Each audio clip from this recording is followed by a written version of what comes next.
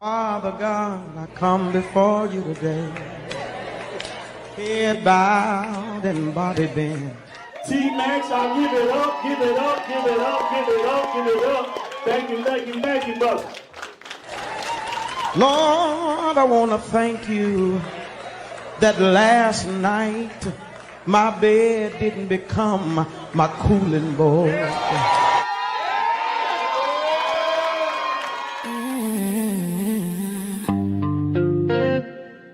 Welcome to the Content Creators Lounge. Curated by T-Max, yeah, you know the name. Powered by T-Max Network, where creators speak freely and authentically.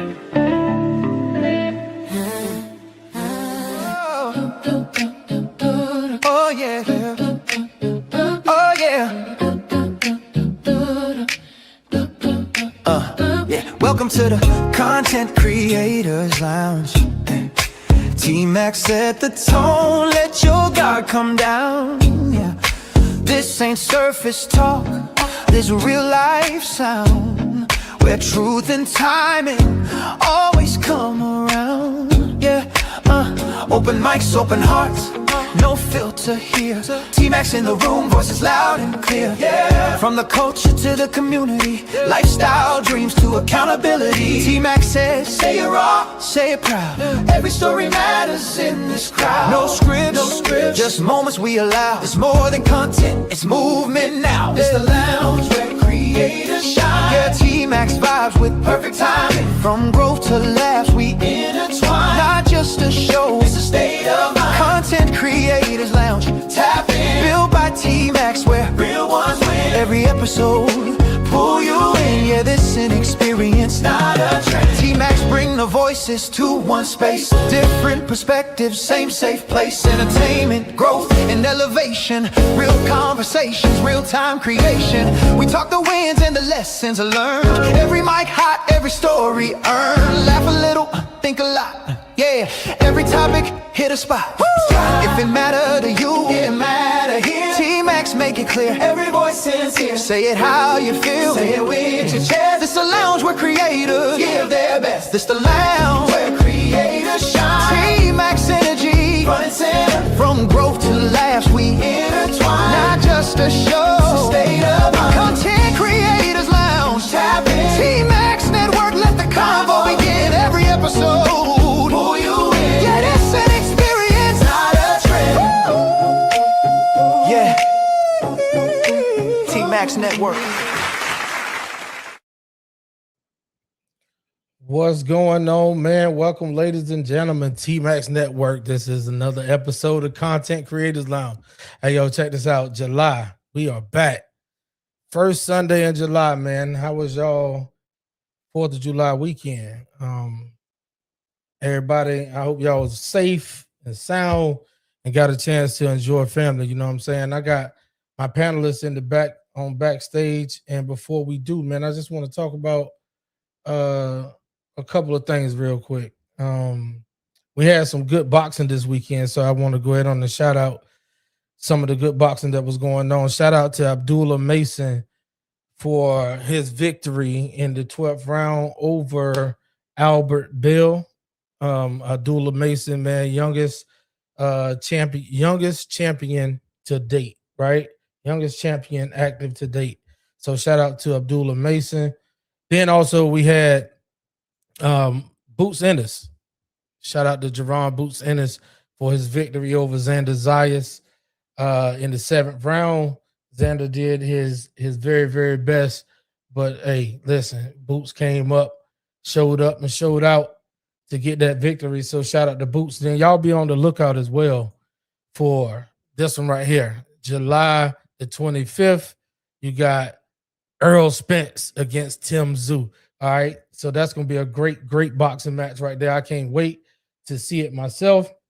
And I hope that Earl Spence is ready and back in action. So with that being said, man, I'm going to go ahead on and pull up two of my panelists. They're here tonight. Shout out to Jay Prince for president and Ronnie Woodham in the building. What's going on, fellas? What's going on, T-Mac? Man, shit, boy, I can't complain. I cannot call it. Yeah, good What y'all had weekend and going all on this that. weekend? You know, barbecue, of course. I'm sure everybody set that standard. Had the grill going on, but started building my son's golf cart. That's what was really something new. You say it's golf cart? Go kart. Oh, go kart. Hmm. Okay. You building from scratch? Yeah, just grab a little 212 engine, rear axle, and a frame, some steering wheel and shit like that. Gonna put it together. It's gonna be pretty dope. That's what's up, man. That's what's up. How about you, Jay Prince? What you had Well, I going had on? to come over here. My kids was over by my sisters. My Mhm. family room, they celebrating today because it rained yesterday. But I had a girl come over here. I used to know her a couple of years ago, and she tried to again force me to munch. And but every time she forced me to munch, I don't get nothing. She don't let me. I don't care how good I am. She don't let me get my rocks off. So I stood up for myself yesterday. Oh, Well, word. I did it, but she wanted me to go all day. And she would keep you down there till your jaw be locking up, and every time you doing this, I feel like I was getting knocked out. Uh, So you was down there munching for days until you got dizzy. yeah, like you know how you got to keep doing like this. She keep telling me to do this, and that shit was making my head rattle. And you Um, didn't get a chance to do nothing. yeah, I don't get the chance to do nothing, so I cut her off yesterday. I just got That's tired of that. I cut her off years that's ago. I crazy, thought she would man. change. That's crazy. Shout out to Chantel Anique, man. She said, bruh, what? Right. Hey, shout out to Ryan Anthony 2812, man. He said rain yesterday for sure. Hey, look, man, thank y'all so much for dropping those comments. Keep commenting because this one right here, we got some good topics tonight. Chantel, I hope you can pop in and pop up on the panel. He said, baby mom's mad. Man, hey, look, bro. That sound like drama beyond the 4th of July. That sound like you're gonna be dealing with that shit all year. Baby mom's mad. They better tap into my LLC. Work on that child custody.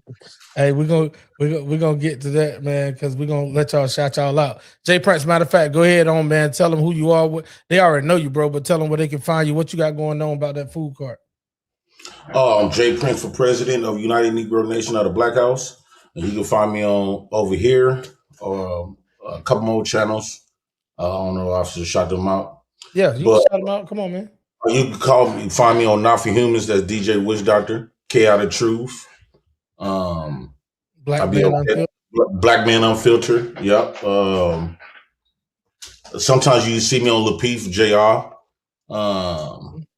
A few places like that. And then my IG is J Prince, JAY, then Prince 4535. And then I'll be on my Facebook too, J Prince.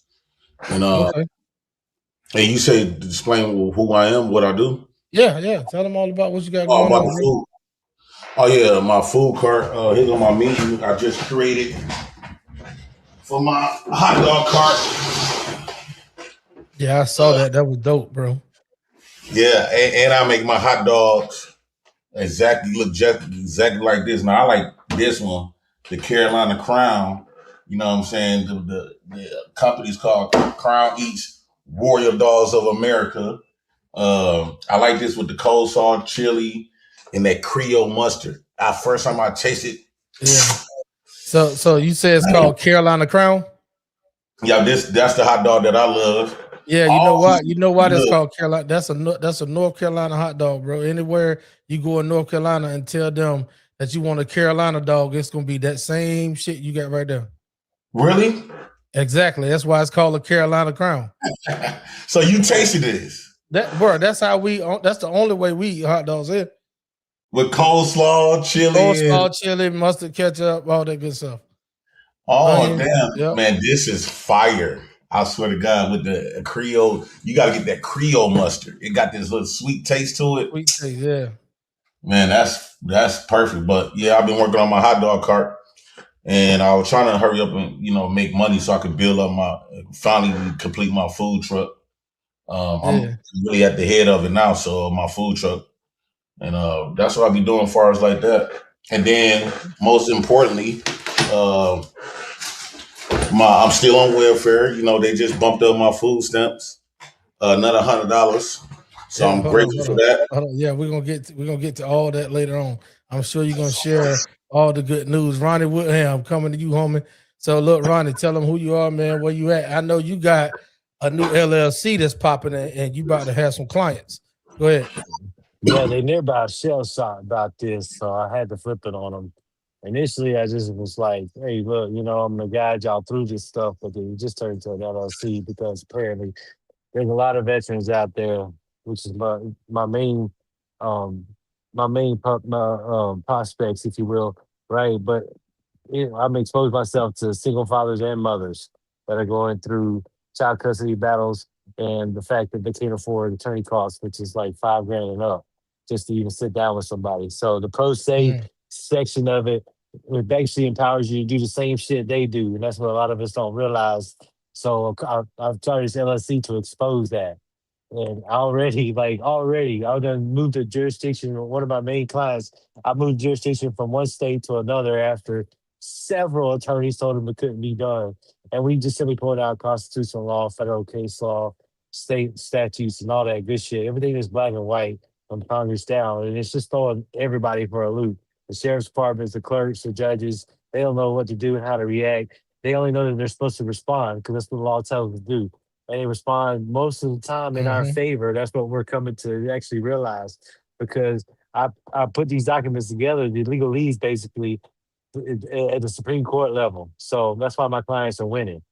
Yeah, I Okay. compare my arguments to theirs. So my title of my business is Headspace Entitlement Consultant, LLC.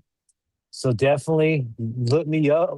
I mean, I'm doing family law, I'm doing civil lawsuits, and I'm about to move on to VA claims. So Man, just y'all that's what's find up, me. Ronnie, man. Yeah. Hey, look, that's what's up right there, bro. We need to give you some claps on that one. You know what I'm talking about? Hey, look, it ain't every day, bro, that we get a chance to have one of our own representing like that and helping the people out. So shout out to you, homeboy. All right, ladies and gentlemen, look, man, we got a special guest in the building. I just want to make sure that I give her the proper introduction. If you can go ahead on and unmute your mic, because I'm about to bring you up to the stage as if you was doggone Oprah Winfrey herself. Ladies and gentlemen, I just want to give y'all something good to look at and something something to be proud of. Check this out.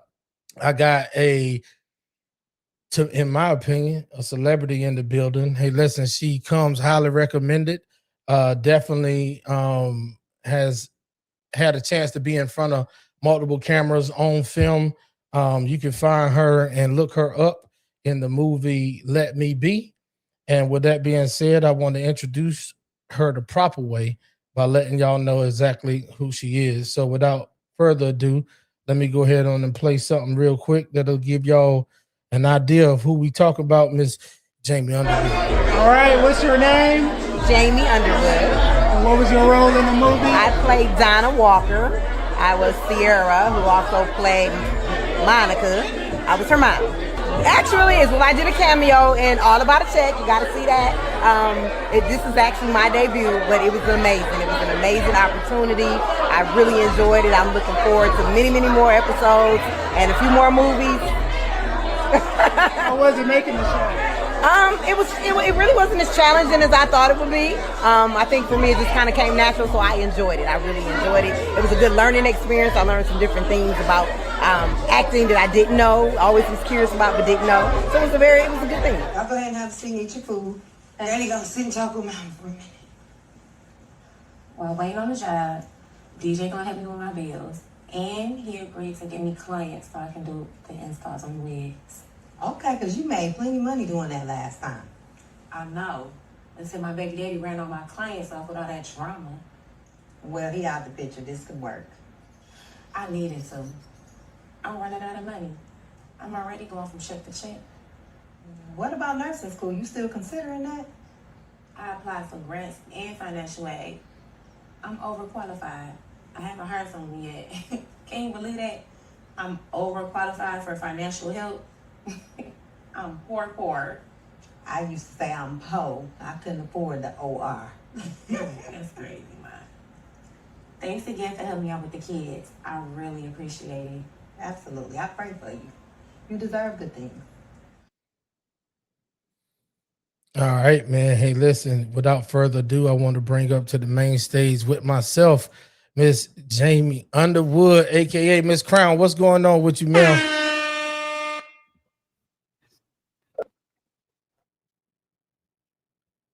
Can you hear us? Hey, honey, pleasure to be here. Thank you for having me. Okay. Look like you might have some technical difficulties. You're frozen on my screen. It's a little bit Make sure you. staticky. I'm not sure if you guys can hear me, but I'm having some bad reception. Yeah. We can hear you. We do see it kind of frozen on your side. We're gonna try to make the best of it if we can. Yeah, no doubt. So look, man, we glad to have you here. Just to let you know, you are frozen on our side. So look, okay. You seem like you're coming in a little clearer now. The connection is very, very bad. Yeah, it's a bad connection. Make sure you're on your Wi-Fi. Hey, you guys, but can you hear me? Yeah, we can hear you. Yeah, the reception is really, really bad where I am. So let me. Yeah, you might want to get into a better spot. We're gonna drop you down real quick and let you get your stuff together. But all right, fellas, look, man. While she getting that together, yep, we see you backstage, but get that together and come on back in. Fellas, so tonight, bro, you already know, man, we took the whole month of June off. Had a chance to regroup, bro. The internet been interneting, and I got something to talk about, bro. So with that being said, man, we can go and get to the rest of these comments. What's going on? Relentless say good evening. The show finna what? The show finna Bay fan. Okay. All right, too easy. Chantel says she headed to the crib. Truist, what's going on? Glad to have you a part of the broadcast. And then Callie said, good evening, all the way from California, love. That's right. We got Chrissy True Blue pulling back up in the building. What's up, Chrissy? Hey, y'all. Her signature, hey, y'all. Man, it's been a minute. Yeah. So look, man, we got an icebreaker. We're going to go and do that while everybody else trying to pull up. This icebreaker, Jay Prince, I'm going to let you tackle this one first because I already – no, this about to go sideways. Y'all see the main topic. The main topic is wholesome women are outnumbered. Can it be reversed? We talking about Arie versus Young Miami with the song Spin That Shit. Okay. That's the main topic. But we're going to go and get an icebreaker up in here, man.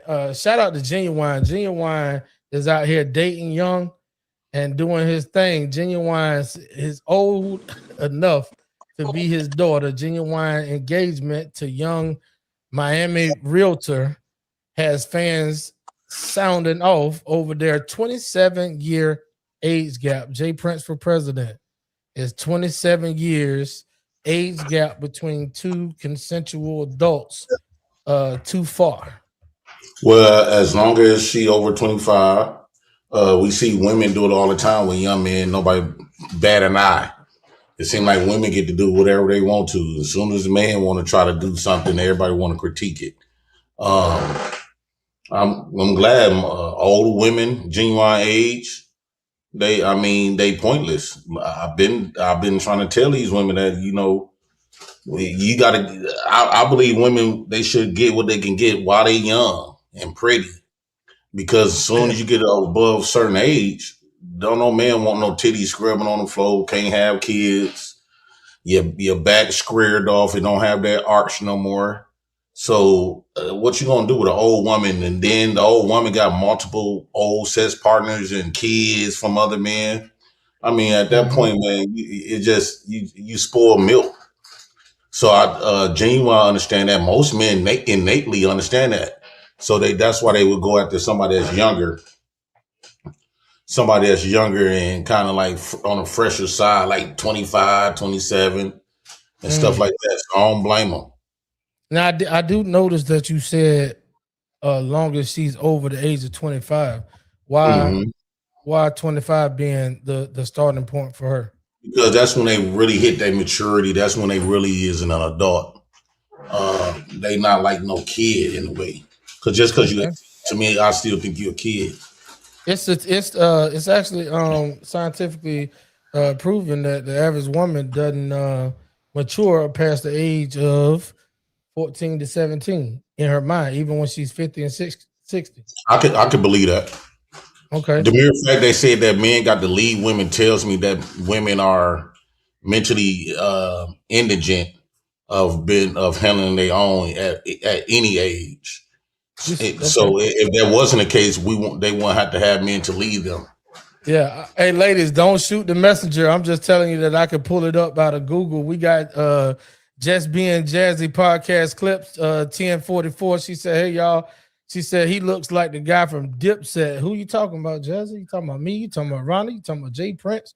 Who you talking about? Dipset? She's probably talking about her baby daddy. She talking about the baby daddy. Okay, she laughing at something. She said, hey, chat. She down there chilling with the chat. She say, panel and JP. So she must know you, homie. She said, you crazy, JP. You right. Chantel said, oh, my God, that's too much of an age gap. Then the Wife School podcast. Hey, listen, man, I've been trying to get this young lady up here on the panel again. Wife School. Hey, listen, shout out to you, ma'am. You already know we love to have you up here on the panel. But she say you still cheat on those women, too, when they're young and when you married them. Okay. Well, yeah. Hold on, Jay Prince. Let me knock these out real quick. My bad. No, you good. Natural Sean say mentally what? Okay. Boom. Just Being Jazzy podcast say Genuine. Oh, say Genuine look like the dude from Dipset. Gotcha. All right. Please pull up. We got Antoinette Love in the building. Please pull it up. Gotcha. I will. Give me 1 second. Matter of fact, do me a favor, Antoinette. Go ahead on and start Googling that real quick. And don't you be ashamed to help me out. And come on up here and let's talk about it. Just Being Jazzy spoken podcast says, or somebody I saw famous. Okay. Yeah, she talking about Genuine. But look, man, that's a thing. So Jay Prince, go ahead on and break it down what you was just saying right then, bro. When she talk about the cheating stuff, I think that we need to get rid of the only reason why we talks about cheating is because we operate under the framework of a systematic marriage system that invented monogamy. And that type of monogamy is not even natural. It never was godly. And God not within that. Because in our nature, we find other partners. So we always have been sexually attracted to other people, men and women. So I think 2026, nature is busting through the cracks. And now people are just being completely authentically them, including women primarily, because the only reason why we would say women don't cheat is because they trying to live up to a man-made standard that didn't have the woman best interest. It only served the man's ego and his pride. So I believe in women should be sexually fluid. I think that women are healers, and part of healing is through sex. When I think of a nurse or something that's caring, I think of a woman. Part of that is sex. And if the more we allow women to express their sexual nature or express who they fully are, it will be more healed men. The reason why we got a lot of angry men because a lot of men not getting pussy. A lot of men act immature because they not getting pussy. Where all they pussy go? Other men is keeping them to themselves and forcing them to be under their tutelage. And that's just not unnatural for a woman. Okay. Ronnie Woodham, what you got, homie? My first thought is there's too many fish in the sea to be worried about not getting it. You must be doing something wrong if you're not getting it. There's a shit ton of women out there compared to the numbers of men. The ratio is just completely disproportionate and at all levels. But as always, fuck Jay Prince for president. I fucking agree with 85% of everything he fucking said. Every fucking time. Tell me the 15% that you disagree with. At the beginning of it, when you was talking about the systematic system and whatnot, and it just Oh, I mean, go forth, be fruitful, and multiply. Yes, but there's only 3 points in the triangle for a reason, and the triangle is the strongest geometric shape in the world. And to think about that, like creation was made by a genius, mathematical genius, whatnot. On my beliefs, if I may, on my perspective, I disagree on that part. But in regards to everything else, I'm like, damn, I'm with him 85%. Because dead ass. Who wants to be with an old ass woman? I got an age gap. That maturity is real. I do believe women mature way faster than men do. I definitely believe that much. But yeah, who's fucking with full milk? That should make you sick. Dead ass. oh, That's why you know what I'm saying. I got milk in the fridge, but I still went to buy new milk today because I already know once that shit start making a mark on that carton, that's it. I'm done with that. I'm gonna open up a fresh milk. You know what I'm right. saying? Not as safe, but yeah, Gotcha. 85%. I agree with that shit. And the reason why I say the systematic marriage, when God created people, He didn't create no priests. He didn't create nobody for a systematic marriage. The only marriage that God created was the first Trinity, like the triangle: mother, Mm-hmm. father, and child. That's the first Trinity, and so that is a marriage. When you could be married to a woman, and I could be her baby daddy. I gave her something that's way more has more substance and more value than your marriage certificate. I gave her motherhood. I will still be the father of that house even though I'm not there because my kids is there that created her to be the mother. So that's why I value more of the natural order of stuff. The more I started going towards nature, the more I got closer to God and really start paying attention to what God telling me. God don't speak language. His language is written in essence. The moment you open your eyes, God is speaking to you on how God wanted things to go, even with your emotions, your behaviors. That's God's language that He's speaking to you. So yeah, that's why I believe in a marriage. So technically, I got multiple wives because I got kids by Technically, multiple well, women. yeah, technically don't work, brother. So technically your ass only got 0 at this point. Well, golly, forget technical. Oh, Well, okay. golly, Oh in yeah, you golly talking about eyes, I got multiple wives. yeah, I I'm a got you. I husband got to many women. husband to men and women. That makes sense. That makes sense. All right, look, man, we got Chrissy True Blue is back in the building, man. Chrissy, what up? Hey, Don't look like that. Nah, don't look like that. Bring your ass up here and talk about it. Listen, I got a question for you real quick. So she keep fading to black. What the fuck? Man, that's that Boost Mobile, man. Chicago, what y'all doing to Chrissy down there? Jesus Christ. I was gonna hit it with a genuine. Jay Pratt say 25 years old is the starting point. I just dropped the bombshell on Just Being Jazzy in the podcast side of the game. Said the average female mind doesn't grow and advance past the ages of 14 to 17 years old, even when they 50. And I just looked it up, and that is a real thing. So shout out to the White School Podcast. She said attraction does not mean cheating. I think they're bull crap. Trust is laughing down there. And yeah. So then White School Podcast said, I thought men don't deal with other men that cheat. Define cheating.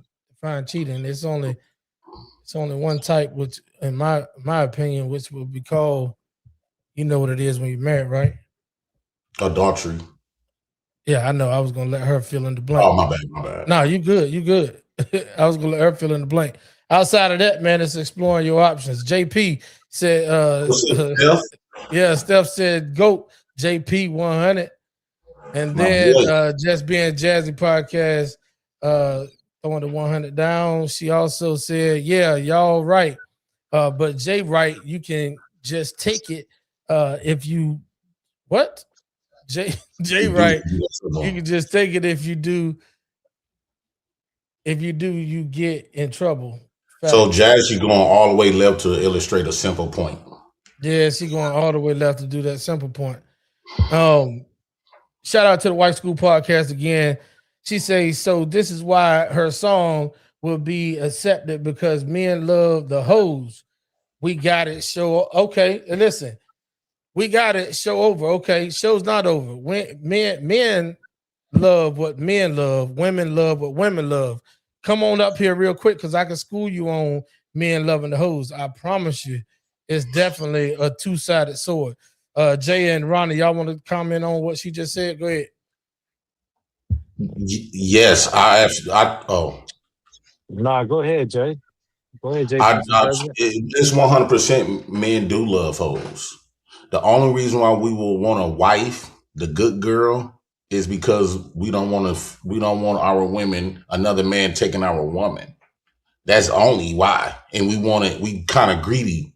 So we want to be able to go outside, play with all the beautiful women, and then go home. This woman is only mine. This is one I get to keep for myself. So that's the only reason why we use shaming tactics, to make women feel bad that, you being at home with me. I don't want another man be sticking his pipe in you, even though I'm going to go outside and stick pipe into every woman that's going to allow me to. So it's a reason why strip clubs exist, Instagram models, prostitution. Men always have love hoes. Hoes turn me on. The good girl, the sedity, the one that's covered up. This is the reason why we want our wives to be covered up. Why? Because we don't want no other man. She sent an invitation to other men. We can't find it in our hearts to be able to share her. So that's why we try to say, we don't want no man don't want no hoe at home. But bro, we love hoes. We love hoes more than our wives. That's why we cheat on them with them. Yeah, and I wanted to say that too, man. Every woman don't get cheated on. Wife School Podcast. Just to let you know, there's a certain dynamic that comes from that. So I just wanted to put that in there real quick to let you know that some of y'all do and some of y'all don't. So take that with a grain of salt. Just being Jazzy said, yeah, when one person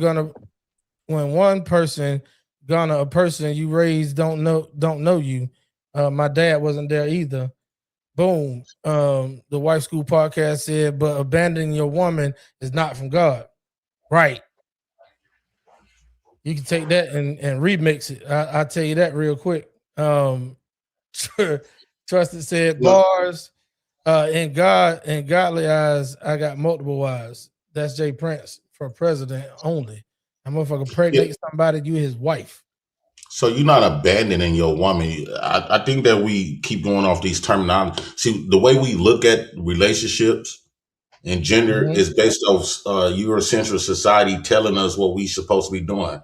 I think that a woman's supposed to be with other women. I personally don't believe that we supposed to live with women. I personally believe that we go do our thing and stuff like that because you pick up traits. Whoever you hang around, you pick up their traits. It do a man a disservice to be around a woman all day because he began to act like a bitch. And she began to act like a nigga because they adopted each other personalities. So I don't think that's called abandoning them. I think that these terminologies put a I got you. An angry face on, what's natural. This is the reason why men we doing it naturally. Everything I'm saying is happening naturally. That's a fact. Go ahead, Ron. If we gonna talk about terminology, though, I think that's what we should do is define a couple terms. Right? The bros love the hoes. I'm gonna just clarify a few things.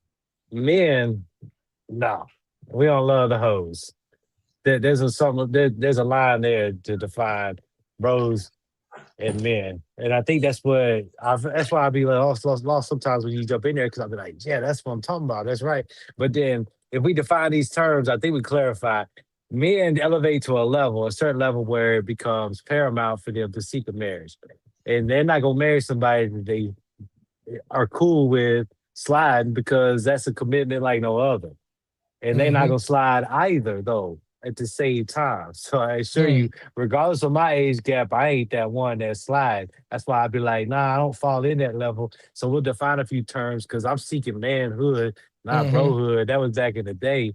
And all that bros for hoes shit was a block of shit. Like everybody was down to fuck with the hoes back then. That's why the strip clubs are available for those young hearts, right? Yeah. I'm past all that. I mean, my strip club's right here in the bedroom. So why would I even spend the money? Look all that shit. Hey Ronnie, you the only one married up here on this stream right now. So I got a question for you. You only can pick one, and I probably know what you're gonna say because the other one kind of coincides with one. But I'm gonna ask you. You only can pick one as a married man in your current state, building everything you already built, kids involved, right? Right. You only can pick one. Which one is worse to you? Your wife divorcing you, or your wife stepping out on you once? Stepping out. That's worse than anything. Mm-hmm. Now that's coming from a man's standpoint. Yeah. Wife School Podcast. I got a question for you. Your husband stepping out on you and getting some strange pussy, or your husband leaving you, taking the kids and breaking up y'all family dynamic to where it spreads out through your whole family? Drop that in the comments, Wife School Podcast, since you got a lot to say about cheating. From a woman's standpoint, it's a little bit different. Ronnie, I can understand exactly where you coming from because we can't take it and we don't want to take it. You would drop in a little bullet point to help them decide? Yeah, go ahead on. Do your thing because I'm about to bring BMU up. Yeah, so to me, a divorce is just straight up giving up, but that disloyalty comes with sliding. Now, what if that divorce, you saying straight up giving up? You know, you don't really truly see somebody's real sentiment towards you until you sit across as the defendant and the plaintiff in that courtroom on a divorce side, especially if they bitter, right? Facts. Now, what if you saw the whole devil? I'm talking about Satan himself. I'm talking about Satan himself, meaning wanted to see you under the bridge, wanted to see you separate from your children, wanted to see everything that the worst life possible for you. Is that still worse than her stepping out getting some strange dick? That's a complete severance of the chain at that point. That really should motivate you to steer away from that very easily. Nobody should be going towards the devil. But somebody that's half in, can't figure out their own life, disloyal enough to slide on you after everything you've done, like that's a pain that you might take. That's why I feel like that's worse, because you might take that pain in order to get past that, knowing that this probably won't happen again. That's potential.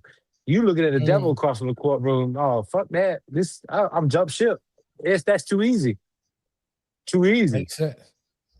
I think Ronnie, I think when it comes to what Ronnie's saying, I think a lot of times these marriages, it's like being on ice skates, right? And at any given time, she could pull a rug from under your foot and mess you up. So you've been faithful this whole time, but the whole time she been dibbling dabbing. We talking about Genuine. Genuine older than both of us. He's still, you know what I'm saying? It's not about every age of man still got side pieces. I don't care. They've been doing this for ages. And so is women. That's the reason why we have DNA tests. DNA tests became because women was having multiple partners behind their husbands' backs. So yeah, we come up here and say, oh, that's a good thing, man. That's for bros. Or that's some little chumps. I'm a man. Nah, bro, those terminologies, it sounds good and make you feel good when you say it, but the reality of the matter is that's not nature. That's not how things go. People are gonna go out there, she gonna go home, and you gonna want you a little side, little dip. And you get tired of looking at the same woman. How can you love the same person that you're not related to for that long? How long you plan on loving the same person? I think that a systematic marriage should have a time frame. You can sign up for a 2-year contract, a 4-year contract. And then after that 4 years, if y'all still feeling the same way towards each other, give it another year. But I don't think that it should to death do its part. I think that's an ignorant move to make because you don't know how you're going to feel within the next 5 years about this person or the 10 years because y'all still growing. And sometimes you can grow apart or you get that person get old news, become old news. Now there's another chick making you feel some type of way at work. Gotcha. Hey, hold on real quick, Jay Prince, man. We're gonna take a real quick break, y'all. And when I say break, I'm talking about we're gonna be right back within a minute. I want to shout out my homeboy in the back chat. He just pulled up. I met this gentleman because of Jay Prince for president. Shout out to the Black House. BMU, Black Man Unfiltered. Man, listen, y'all take a look at where I've been and what we've been building. And I love the fact that he brought me within his fold, man. And I owe this dude, just like I owe Jay Prince, a ton of gratitude. Y'all check it out. Yeah. Black Man Unfiltered Network. We ain't here to play nice. I got the video. Go ahead. Thank you, T-Mac. T-Mac sent it to me. So let's watch this and see what happens. God, I come before you today, head bowed and body bent. T-Max, I'll give it up, give it up, give it up, give it up, give it up. Thank you, thank you, thank you, brother. Yeah. Black Man Unfiltered Network. We ain't here to play nice. We here to flip everything they told you was normal. Hey! Yeah. Hey, we flipping tables. Yeah. We breaking labels. Facts. No more silence, no more favors. Truth hit hard, can't save it. Yeah. We flipping tables. This that real, no cable. Hey, if it's fake, we unplug it. Welcome to the table. Yeah. I came in the room, they was comfortable, quiet. Smiling in your face, but behind it is riot.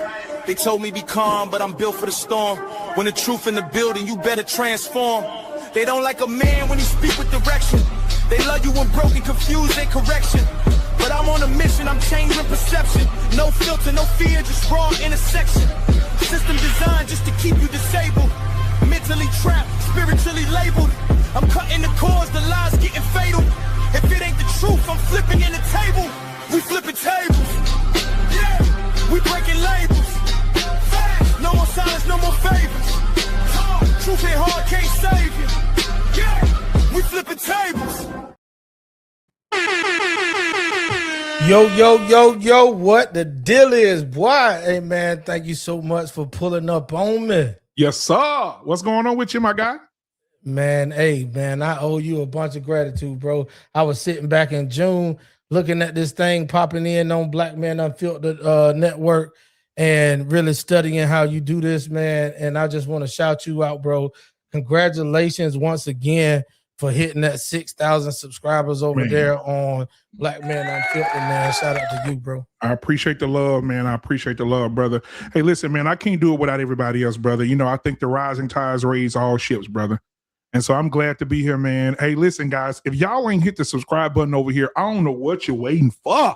Hit it right now. The man is in here right now. I'm honeymoon happy and peacock proud to be sitting here saying it loud. My God, let's hit the crowd. Let's go. I'm ready, baby. I'm excited. Let's go. Hey, appreciate that, Black man. Yes, sir. So, man, hey, look, man, we got I did see I know I saw him in that. There he is JT up in the building. JT said, yeah, he on his way. He on his way. I told you. Yeah, he on the way, man. Hey, bro, I appreciate y'all brothers, man, for showing me some support. Absolutely. You know how it is. It's hard to come by, but it's good when you get it.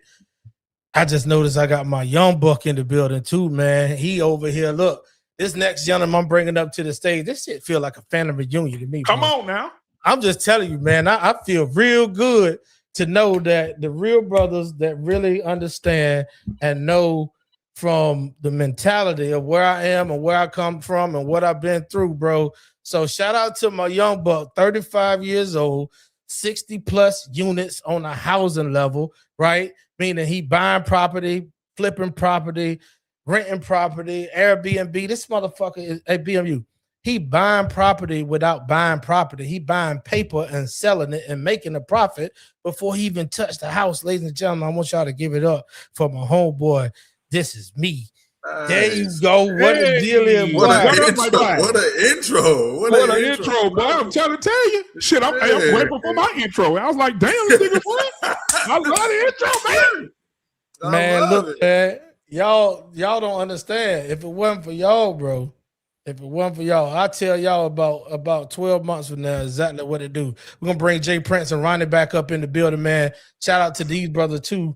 Ronnie Wilhelm, you already know, bro. Dude, loyalty over everything. Jay Prince for president, man. Always throwing up the fist and letting me know Jay that Prince the is good on blackout open to T-Max Network, and I appreciate that. But look, What's up, baby? BMU, So why? BMU. Hey, while we got you and this is me taking action down in the building, I want to ask y'all, man, on the first topic. This is just an icebreaker. We ain't even moved yet. Genuine out here tearing it up, bro. 27-year-old age gap between his young Miami realtor and the people going crazy that an old head is snatching up young bucks. I mean, you can see her on the right-hand side. I mean, genuine is genuine. What y'all think about it? You want me to go first? Hell yeah. I'm happy for Genuine. Listen here. Some people are used to, let me say it like this here. Some people are used to the 86 Cutlass, but some people want a 2026. You understand what I'm saying? And Genuine don't want to have to roll over in the morning, and both of them dealing with osteoporosis. They don't. Both of them dealing with rheumatoid arthritis. He wants somebody that can rub those cramps in his legs when he gets through doing all those dances he can't do no more. So I'm happy for Genuine. I'm glad he found somebody in those jeans and he's staying in them. So I'm happy for Genuine. Yeah, boy. She look good too. Put that picture back up there, boy. That girl look like a hamburger to a homeless man. She look wonderful. Put it back up here. Lord, I'm in the dating market right now. Hell I'm yeah. in the middle of divorce, and I'm trying to decide, like, do I go younger or do I go older? And in a lot of cases, the younger women, you know, I'm talking. So I'm 35. So I'm talking 25. Let me fix this microphone, y'all. I'll be right back. Yeah. I'm like, those women right there, they're still trainable, you know, and you know, they're still trained. The women that are like 35 and up, they got this quote unquote criteria that has never worked for them. You know what I mean? It's like this lie that they have that you know, about men. But these women in their 20s, you know, they're still open. You know, they're still open. They're willing to receive game because, you know, I mean, if you're like a manly man, you have something to teach, and your woman has to be able to allow you to teach them and lead them, you know. But these older women, they feel like they've been independent, you know, they've been independent for so long. And so it's like, well, prove yourself to me. Well, you know, bitch, just the first date. Like, it ain't shit to prove on the first date. I don't even know if I like you, you know. You got kids? 6. I got 6. Yep. You interested in having more? No, I got a vasectomy. Now, honestly, for the right woman I'm in love with, if I had to make that, you know, if I had to make that decision to reverse it, it'd have to be the right woman under the right circumstances, you know.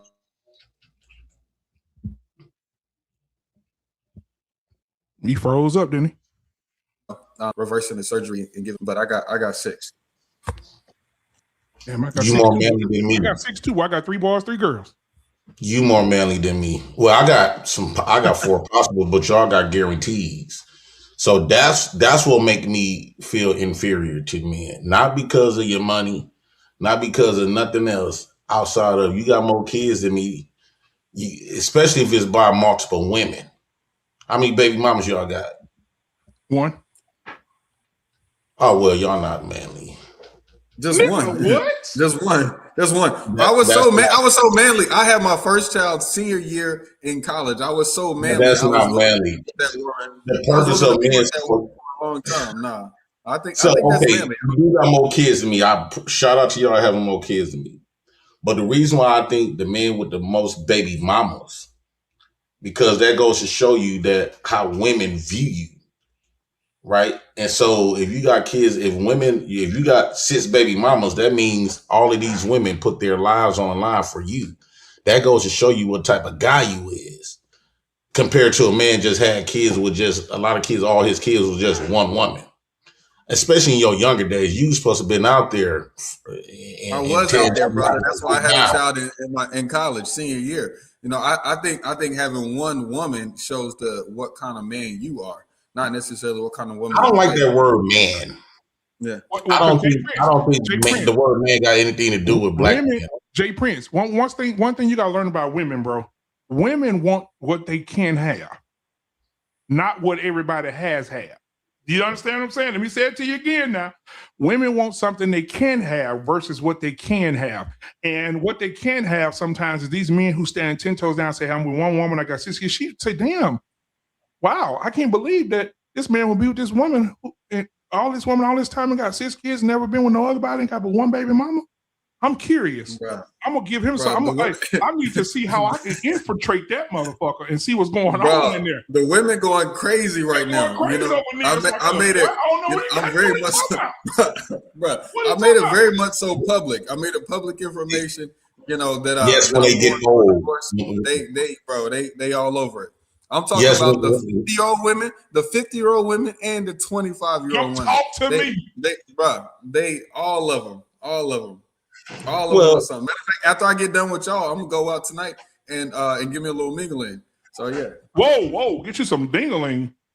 No, mingling. Mingling. I'm gonna say pause. No. Come on now. We're talking about women. But here's the downside of that, young man, is that once a woman realized that you free. See, I was in a 5-year relationship. And I agree with y'all. I was getting women at my door left and right want me to cheat on her, and I did. But the moment you become single, it's like they don't really want that. The game is to be a home wrecker, and now you don't got no home. Basically, a family with a woman no more. Now it's like ain't no sense in even fucking with you now. No, I mean, so a lot of times that's a part that y'all the wrong kind of profile. That's the wrong kind of profile of woman that I'm looking for. I'm not looking for a woman that want to come and interrupt the home. I'm looking for a woman that wants to be home, a woman that wants to take my house and turn it into a home. A girl. So my kids are from 3 to 14. When I say, hey, I'm about to go pick up my kids, she not about to try to say, oh no, you can pick them up late. No, she like, oh no, it's Sawan, it's 3:00. You got to pick up your kids by 3:15, but to go get them kids. And then when I bring those kids back home, she want to play with them, do their home, make sure they got their homework. I'm not looking for them women that's like, that's why I had a chick like that, right? And she didn't have no kids, young girl. She was 29 when I met her, and we got married. But women is not interested in it. See, the world didn't teach women to be stepmamas.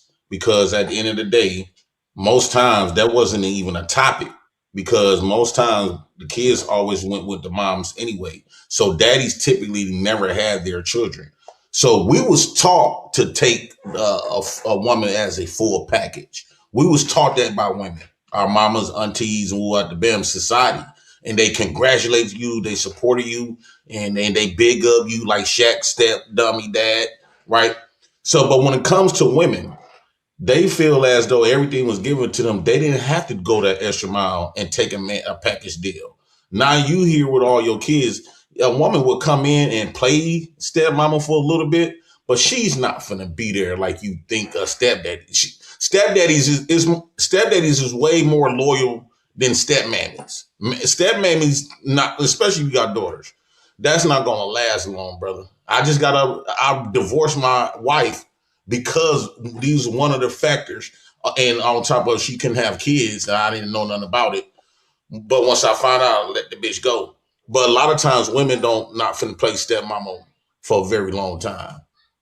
I've questioned women, like, do y'all want when, like, does a woman want a man, right, with kids?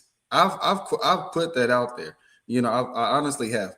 And from what I've gathered, a woman wants a man, like a real woman, wants a man who has discipline, who has character, who has game, who doesn't mind providing, who's a protector, who likes cutting grass, who enjoys putting gas in his woman's car, who wants to take her out, who wants to, and those things are characteristics of a man who's a father.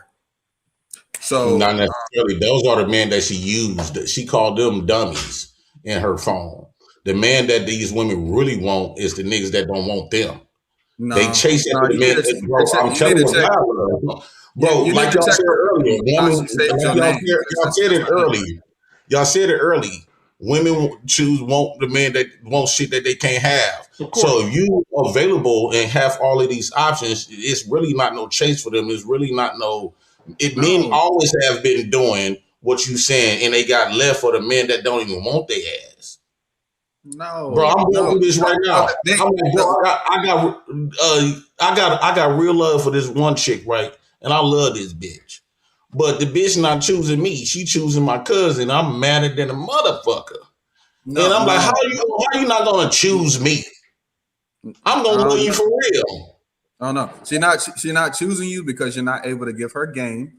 A real woman wants to be able to learn, be stimulated by a man. Okay, she's not choosing you because you don't carry yourself like you're the man of your own dreams. You know, so you're not coming out with the bust down. You're not coming out with the jewelry, giving her shit like that. You're not able to like. You're not for real. You're not able to stimulate her, not just sexually, but like in conversation. You know what I mean? If you can't say something interesting, intriguing, make her smile, women don't like that shit. Women don't like that shit. I think I'm the godfather of making women smile, not laugh. I can make them smile and giggle. Right? I think that's just my natural talent. Right? Especially when I'm super relaxed. And I'm having I don't think that's been a problem. That never really been a problem for me. And getting women is just the women that you got stuff on the floor. JP, you got stuff on the floor in your house. You got stuff on the floor. Gonna come over here and clean it up? No, that's not. No, you set the expectation. No, that's you set the her a job to do. No, you set the expectation. Look, check this out. So I had a young lady come over. Had a great time. I start cleaning up. She start thinking, well, let me help you. You see what I'm saying? That's the leader. Because I'm not just waiting for her to clean when she want to clean. No, I want a certain feel in my house. I want a certain energy in my house. So I'm going to create that energy. And women, they catch on to that. That's just how leaders work. You're only going to get 80% of you. So if you really ain't shit nigga, you going to get an ain't shit woman because you ain't shit. You know, so you're going to have to. Women do not like judgmental men. She would leave you for me real quick. Right? And that's what I'm saying. Like, I was just finna show you a video. Facebook did delete. You know, Facebook deletes all your old videos after 30 days. I just found that out. But I was finna show you a video of a woman that was a nurse, came to my house and cleaned. That's the one that's supposed to be that had my baby in Mississippi. She literally came in my house and cleaned up my shit. And my house was junky. Every time a woman come over here, I let them know. That'll let me know how they feel about me. And out of 10 women, at least 8 of them gonna clean up my shit. They gonna talk shit, boy. Can we get the sponsors of the? We're gonna hit the chat. We're gonna hit the chat. Hold on, Jay Prince, real quick. Man. Yeah. There's a woman. There's a woman on the live. We got Christy back in here. I got you. Hold on for a second, young buck. Hold on 1 second for me. Hey, Christy. So we just spoke about Genuine and his situation. You kept cutting in and out. We would love to get your opinion on this situation very quick. Genuine is in a relationship with a young Miami realtor that's 27-year age gap. What you think about it? Fine as hell. He wants to her because the women his age don't want him. Oh. Hold on. BMU. I got you. I'm gonna let you be the first one to respond. I'm gonna let you be go ahead, Chrissy. Talk about it. I mean, so I've seen this on the internet plenty of times where the older guys are dating younger women. And the reason why they're dating younger women is because they want to be able to manipulate them. They want to be able to mold them. They want to be able to train and do everything. What's wrong with that? Hold on, y'all. Let her cook. That's terrible. So it's like at the end of the day, why he can't talk to somebody his age? Why does she have to be 27 years younger than him? I got you, BMU. And he's the same. That's probably the same age as his damn daughter, honestly. Okay, got you. So, Chrissy, I'm gonna go to BMU. I'm gonna let him respond because he definitely got all the facial expressions for the shit you just said. But let me ask you a question though, Chrissy. Mm-hmm. You trying to tell me that the women now, because you went from Genuine to like average guys, right? So you trying to say that the women Genuine age don't want him? No, not really. Hold on. Is that a sure? That's that gray area shit you're doing right now. Do women Genuine age right now want Genuine or no? No. Who do they want? They want younger men. All right, BMU, it's on you, homie. Go ahead. We're going to Jay Prince right after you. Go ahead, BMU. Okay, let me get myself together. Listen, the women that are Genuine's age, we have to understand the dynamic between women and men. Genuine is still a product of fame. He got bread. He's still a nice looking guy to the women. He don't want a woman his age because women his age don't look the same. Let me give you some examples. Vivica Fox. She don't count. She don't count. She don't count. She don't count. She got a whole bunch of BBLs. Hold on, both of y'all. Hold on, real quick. Hey, ladies in the chat, the link, if you're over on YouTube or on Instagram, if you're on Instagram, come over on YouTube so you can get the link to join the panel. We need some ladies to help Chrissy out. As y'all can see, she's surrounded by all this masculinity that she talking that bullshit, and BMU about to cook. Go ahead, BMU. What up, JT? JT, my what brother. Up, though? What up, though? What up, though? I'm saying this. He don't want those women. So I said, Vivica Fox. She said she don't count. Lisa Ray. Look at Lisa Ray. Lisa Ray is she's not diamond no more. She's a nickel.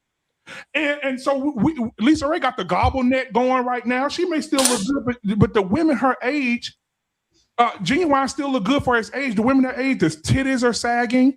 They're going into menopause. They have osteoporosis.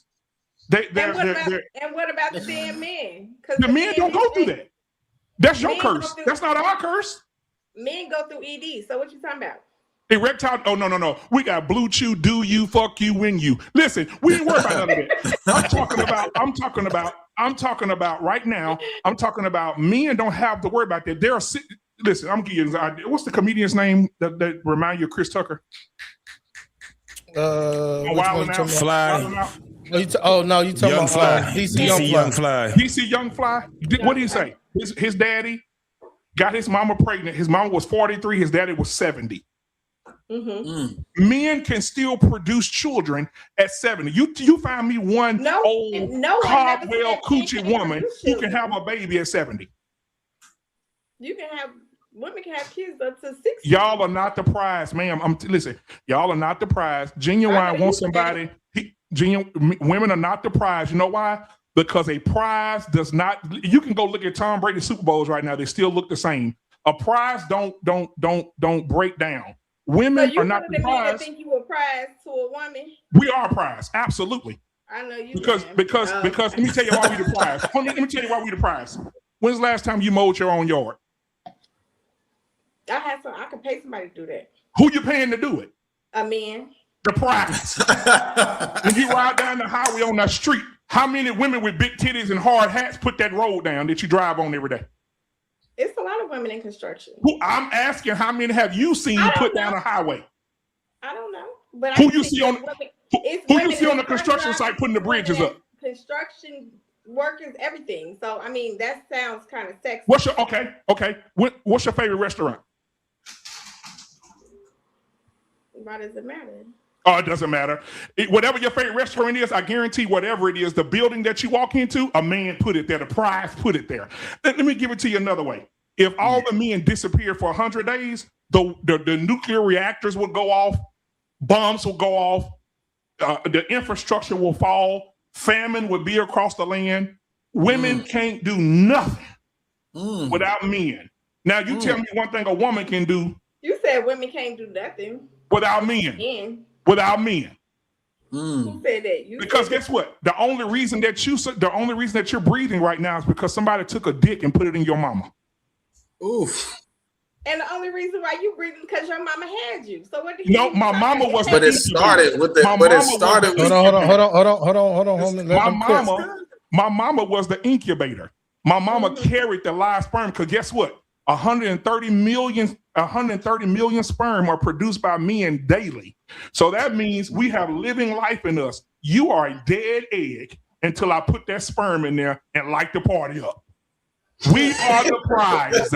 We are the prize. We have 130 million sperm a day. I totally disagree. I do not feel. Ma'am, all right, go ahead, Chrissy. Go ahead, Chrissy. How you disagree? Prize, but if a man comes tell me he the prize, I'm not talking to his ass. You don't got to talk to him. That's why you're single. Men are the prize. Men are the prize simply because you can't do what we do. If you took all the men away today, how are you guys able to finish the buildings, the highways, the construction? Keep the dam from the Hoover Dam from flooding over in Nevada. How can you do it?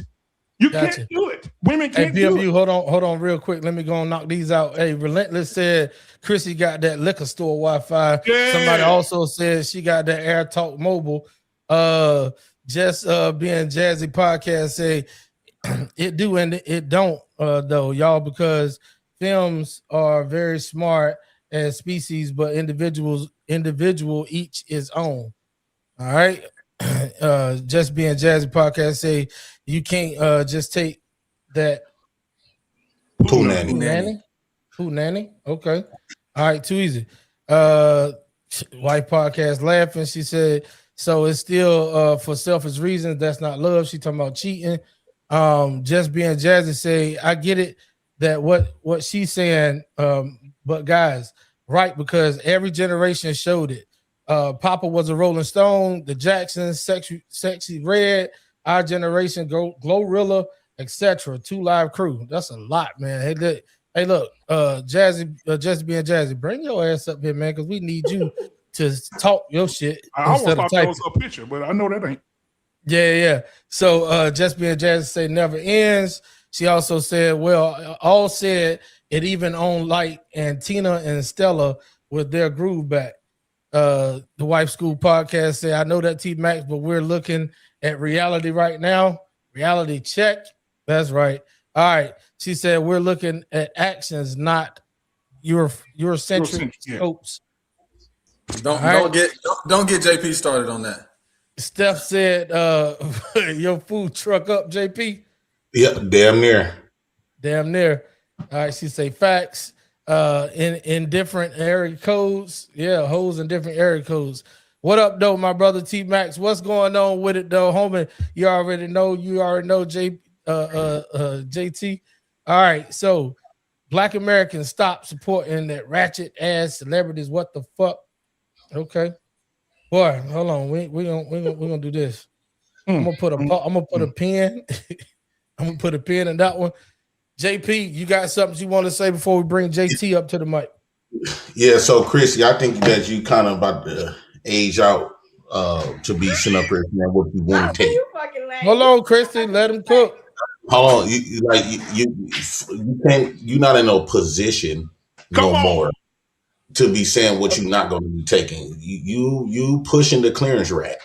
So I think that if anybody raise an eyebrow at you, you better be intrigued when them legs busted wide open like this. Hold on, y'all. Hold on, let him cook. Chrissy got a chance.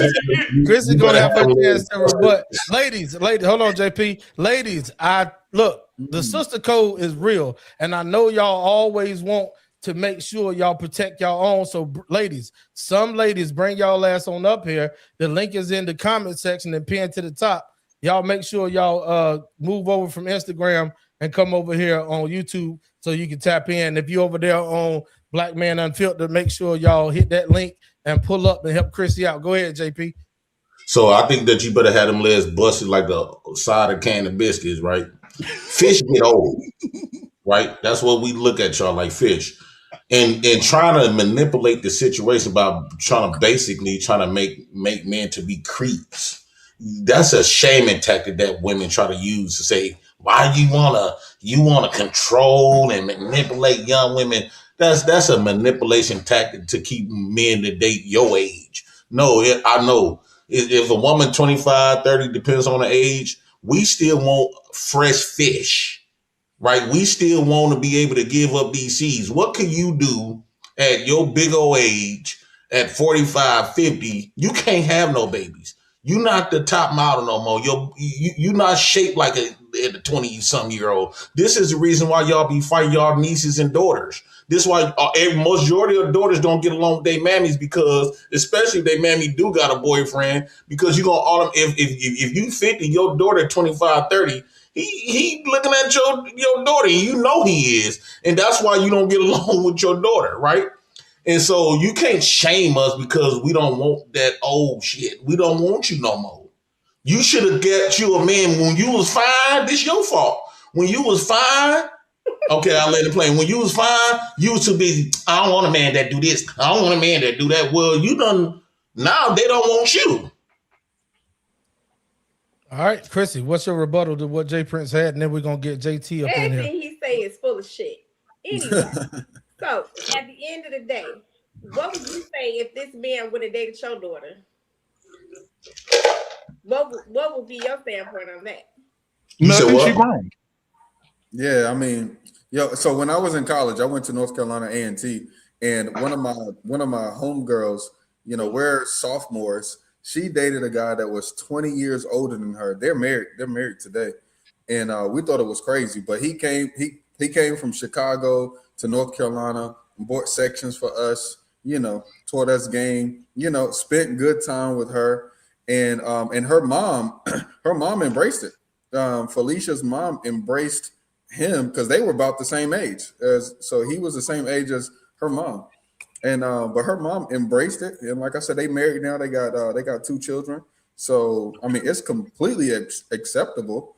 But you still didn't answer the question. So I said, what would you do if it was your daughter? What would your response be if your daughter brought someone that was 27 years older than her? She grown. I'm gonna judge his character. I'm gonna judge his characters and his intentions. And you know what I mean? Like I got like a little man cave, in the house. When he comes over to meet me. Hold on. Fuck that. I can't let y'all do Chrissy like that. I got to step in here real quick. Hold on. Yeah. Hey, this is me taking action. How old are you? 35? 35. Okay. My oldest is 14. Right. Okay. So let's give her 5 more years. 19. Yes. You see where I'm going, right? I see where you're going. Come on. She's bringing a 27-year difference. Give me the full story. You already know where I'm going. She bringing home at 19, 20 years old. At 20, she bringing home a 47-year-old motherfucker. She bringing a 50-year-old. Huh? She bringing a 50-year-old. At 20, she bringing home. You gotta make it 47. 25 because that's still kid ages, like 19, 20. That's why I say 25 range, because they fully develop the envelope. That's just hold on. That's just your preference. But the law says a 20-year-old can date whoever she want to date. So if she's 20 and he 47, 5 more years, Jay Prince, okay, whoop de doo. Oh, woo wop the bam, or whatever you say, right? So he like 5 years. Yeah, he older than you. And you trying to tell me that you taking him in the man cave and telling him what? Hell nah, you gonna be like, get your ass away from my daughter. That's what you gonna say on some for real shit. I mean, do anybody got? That's my first impression. Absolutely, that's definitely my first impression. Go ahead, JT. What the fuck are you doing here? So let me ask: do anybody on this panel? I know Black Man does, but do anybody on this panel got grown kids? I got a 23-year-old daughter and 25-year-old son. I have a 24-year-old son and a 19-year-old daughter.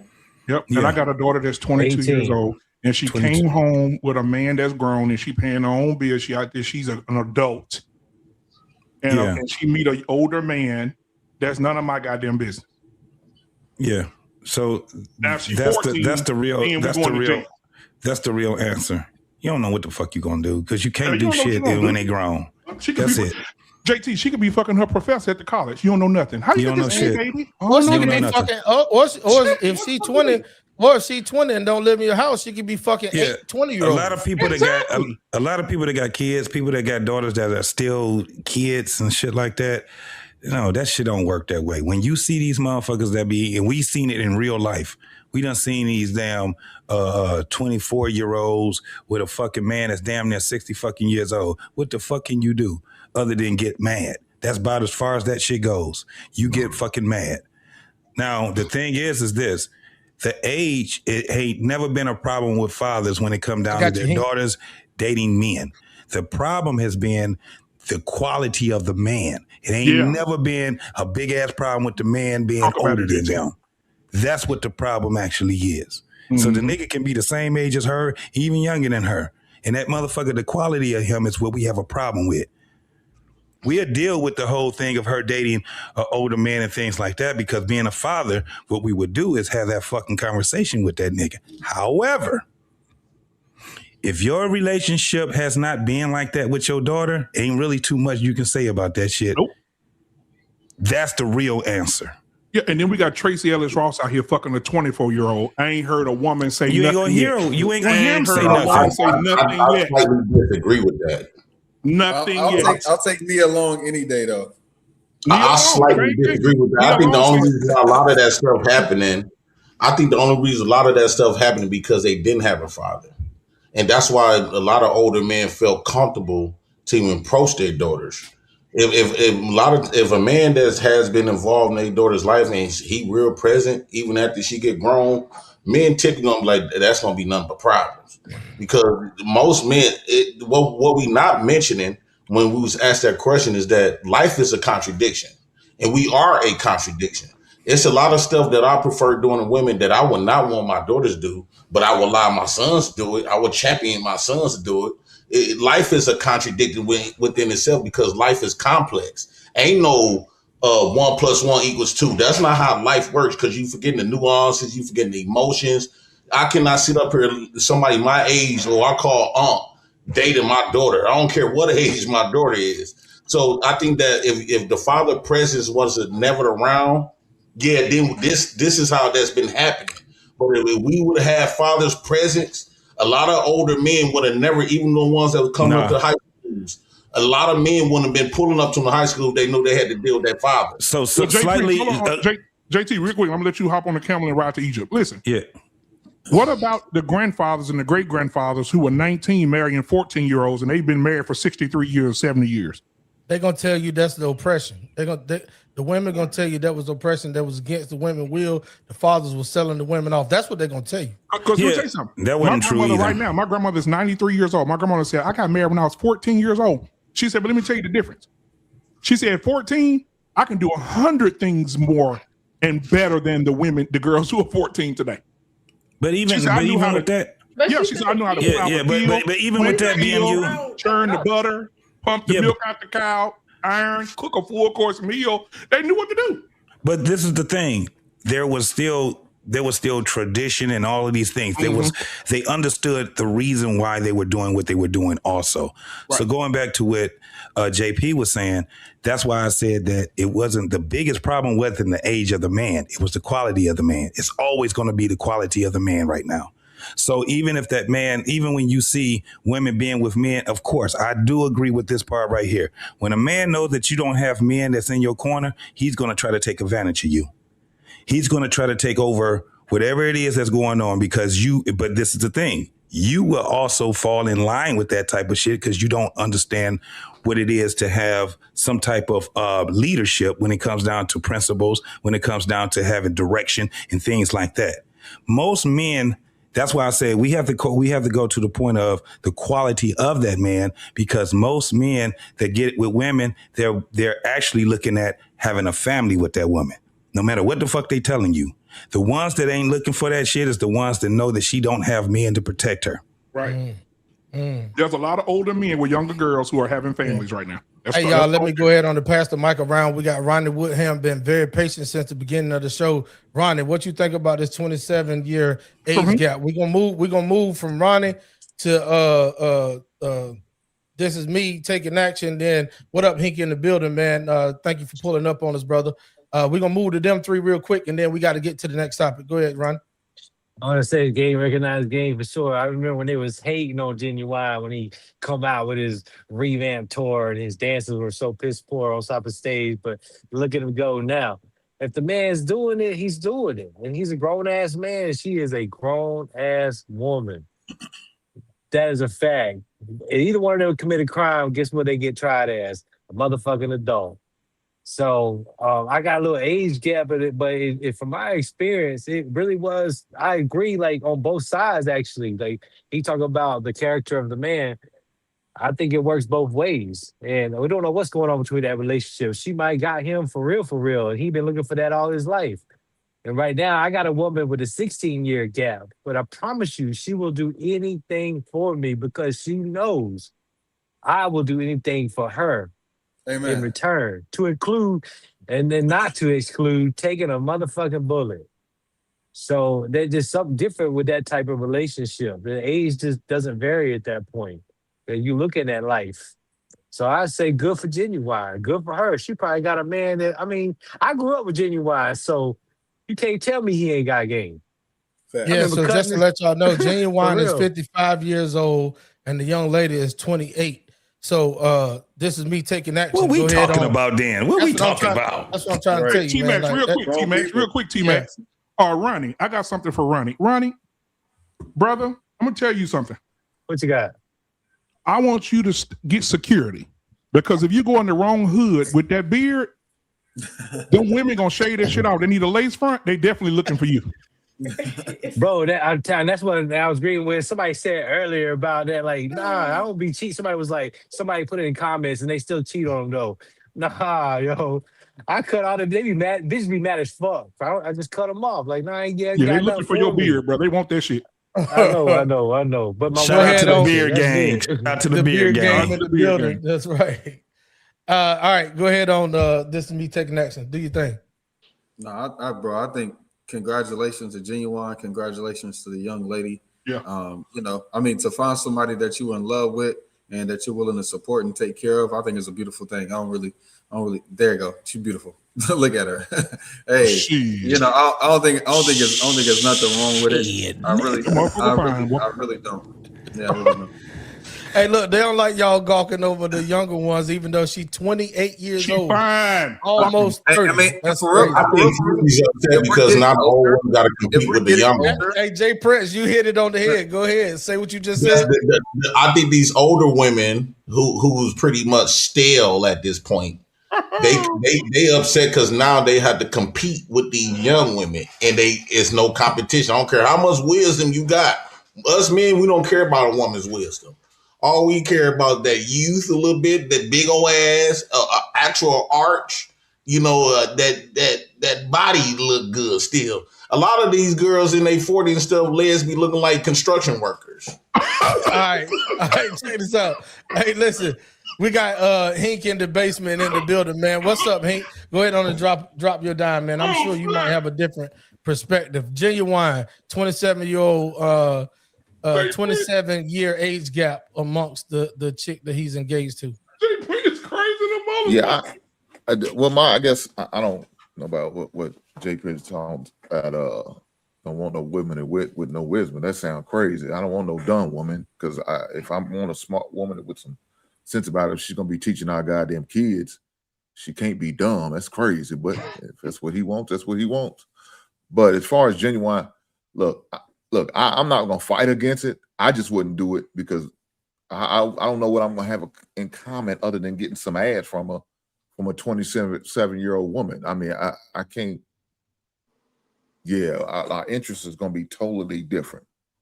I'm not going to be able to relate to half the shit she's probably into, the shit she watches, taking liking to. So I mean, I don't know, but if that's what he wants to do, man, good for let me him. ask you a question, brother. Do you think that it'd be more likely for you to get her at 28 years old into the shit that you into versus a woman your age? Mm-hmm. No, man. I mean, I don't know about y'all, but I have that influence. I can get a woman of any age into what I'm into, but I just wouldn't want to put the time in and do it with a younger person because it's now I gotta, I'm not with that. It's just not me. Just not my Personal style. preference. I don't want no. Yeah, it's just not me. But to each his own. As long as she's of legal age, I guess you can do what you do, but it's just not what I would do. So. Gotcha. All right, too easy, man. Hey, listen, everybody over here, we got 69 people watching us live right now. It just clicked over to 70. Do me a favor, click the subscribe button over here at T-Max Network. We're on our way to 10,000. I know you think it's crazy because we ain't even hit 1,000 yet. On our way to 10,000 subscribers, man. Shout out to Black Man Unfiltered, Jay Prince. in the building, Hink in the basement. This is me taking action. My brother Ronnie Woodham. We got our sister Christy True Blue, and JT is in the backstage. Shout out to each and every last one of y'all for pulling up on the panel, man. I'm gonna read a couple of these super chats, but they coming in fast. So Big Ruck 77 say the only thing a woman can do without a man is argue logic. God, man. Natural Sean said both components are needed.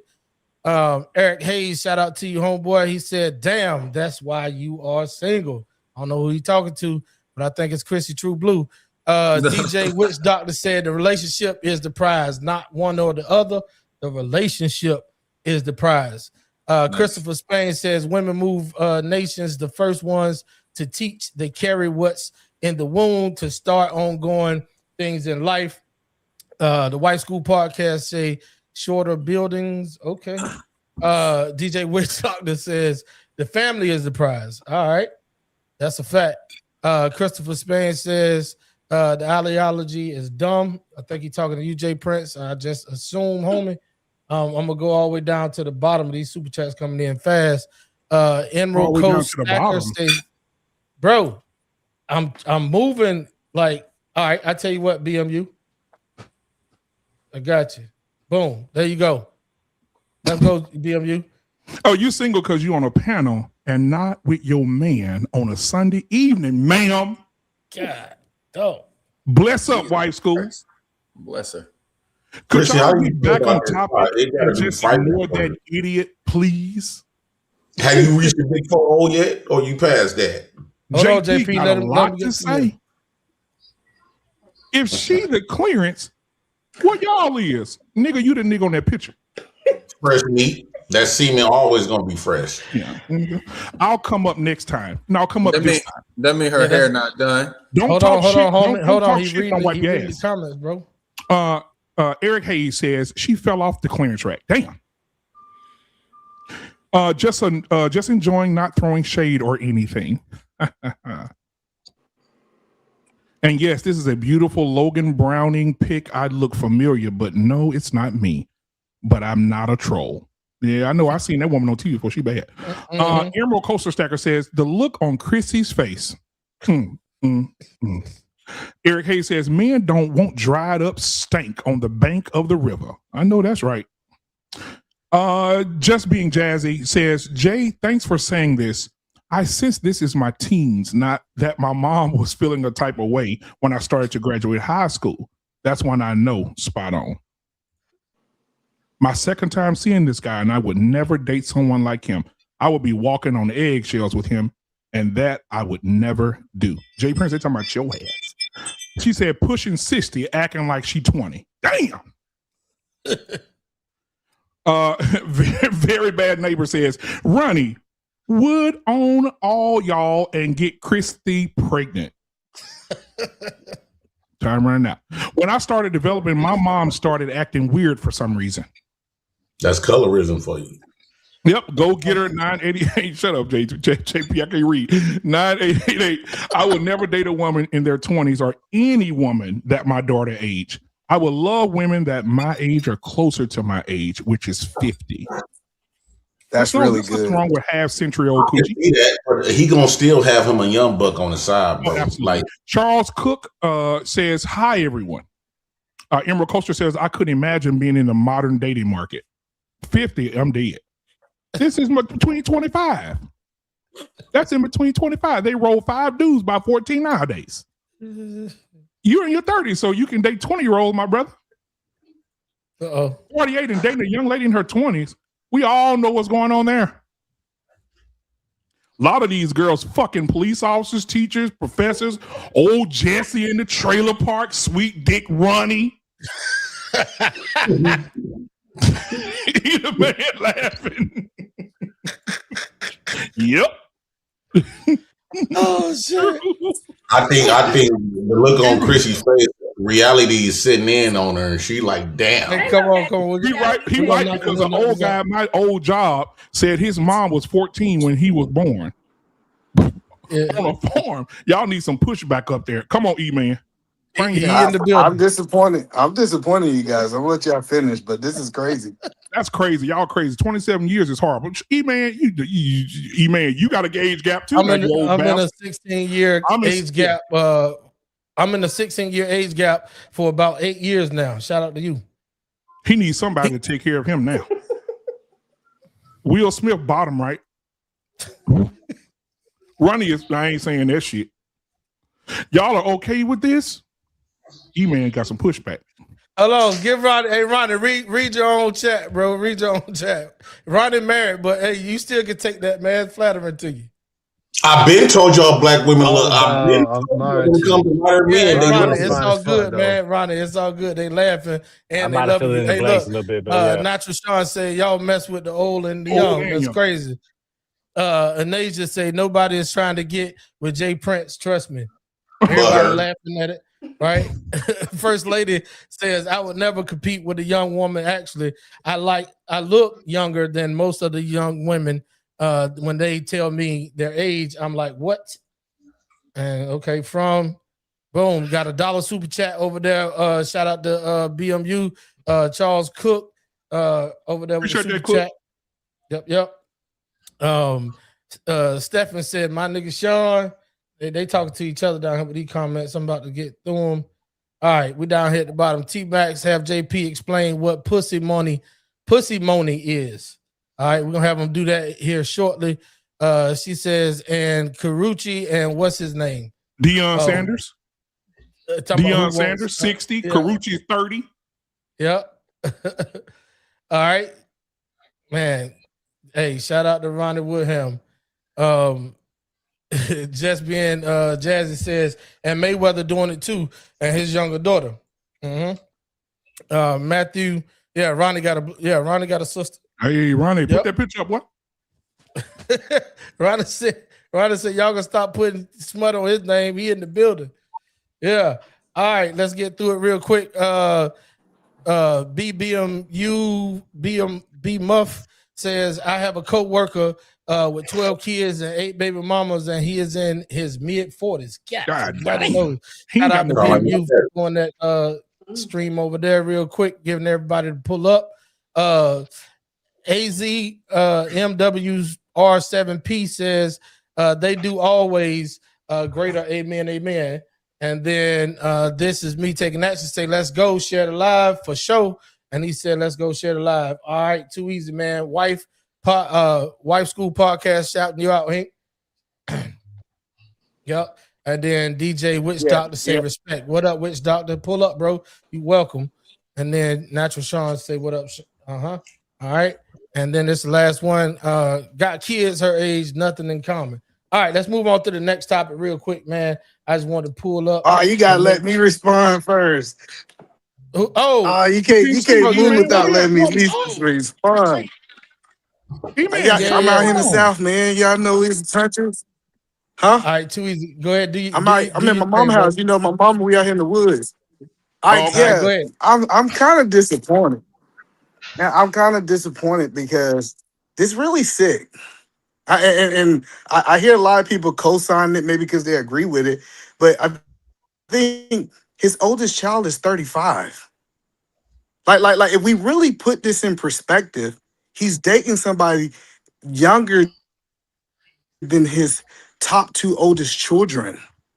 And everybody saying, oh, I hear Jay Prince saying, women are women. At some point in time, we should be saying men should not be looking at the women that their children age is or younger than their children. And I get y'all want to go with it's legal and you can do whatever you want to. But when did we start having our moral standards being just the law?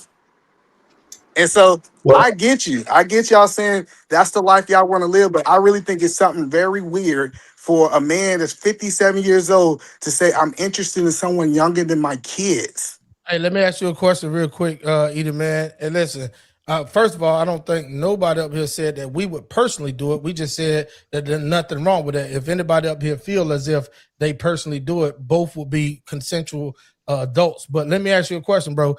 I get real frustrated when I hear people that would love to come out publicly and speak about this being weird, but won't come and speak about a man on man and a woman on woman being weird. That's the thing that kills me. Y'all jobs done bought y'all voices to where you can't speak about dudes and dresses, and everybody walking around thinking that shit is normal, but you will come up here talking about this is weird. So tell me what you think about the Rainbow Coalition, and I ain't talking about Jesse Jackson. The floor is yours. Oh yeah, you got it right. I think they weird. So, but just because gay people, y'all can't hear me? Yeah. Oh, we Y'all can can't hear me? Can y'all hear me talking? Yes, sir. Yeah. Yep. Oh no, he said crickets. When he said crickets, I thought y'all couldn't hear me. It's No, you weird. good. So You got this the is what floor. I'm saying. Too bad, don't make it What's wrong. weird? I am a big advocate. It's weird for men to be wanting to sleep with their men. I think it's weird to let another man want another man to bend him over and take it from the back. Let's be clear. Nobody bending I'm me over. against it all. And black man unfiltered tell you that I think it's weird. I speak about it being weird, but just because I think these other things are weird, I still can acknowledge if you got a 27-year-old age gap and you got a child 35, and you actually dating people, what we looking at, 7 years younger than your kids? And it's just say, just because the United States of America say it's legal, you can do whatever you want. I think it's sick that you can look at your child, somebody your child age, and says, I am willing to be with someone my child Real age. quick, Now, if either man, Genuine was real in a quick. different situation and he did not, oh, go ahead. No, you good. You good. I think it's a delay. Keep going. Oh no, I heard you say real quick. That's why I stopped. Yeah, so the point that I'm making is, yes, all of that's weird. We same sex is weird. They should not be together. I done said it 1,000. Look at God. All right, look at God. It's a You got it. mental illness if a man want to be with a. Oh, y'all still Yeah, can't I got you. hear me? I got you, Either Man. Either Man, real quick. Let me ask you one question. I'm gonna let you answer it. Then we gotta move on, bro. We're an hour and 36 minutes into the stream. 83 people watching. Thank y'all so much. Click if you over on BMU Black Man Unfiltered Network and it's your first time over there, click the doggone subscribe button. He just hit 6,000. That's kudos, man. Hey, listen, if you first time over here coming from either the platform, click the subscribe button. We really moving this thing up. Either Man, I got a question for you. Is there a threshold on age at all? So meaning the older someone gets, does it make it better, or is it just like 27 years no matter what? So if a woman was 40 and the man was 67, is that okay? If he ain't had no kids. Yeah, You muted. yeah, so I want to be clear. I think I'm muted. Y'all can't hear me? No, we can Yeah, we can hear hear you. you. Do I need to go out and come back in? It sounds like I got a delay. Do you want me to go out and come back in? Because we got to get rid of that delay. Yeah, but answer this real quick before you No? go. You do have a delay, but answer this real quick before you go. If a man is 67 years old and a woman is 40 and he has no children, meaning no children her age, he has no children, is it okay? No, it's not okay. That's what I'm saying. He got no kids. I'm telling you, we got to start talking about like these are two people in two different generations. I got you. Do me a favor, carry your ass out and come back in, man. You got a delay. You got a delay. Come back in. All right, we're gonna move on to hold on. I got you, homie. We're gonna move on to the next topic real quick. Hey, look, here's another one for y'all, man. Former adult film star Jasmine Cashmere. All right, some of us know who that is. Former adult film star Jasmine Cashmere is now a happily married pastor and spiritual leader. What y'all think? Chrissy True Blue, it's on you. Oh, okay. All right, so let me give you the topic, Chrissy, before you start looking crazy. Let me give you the topic. The topic is there such thing as too far being looked at as redeemed?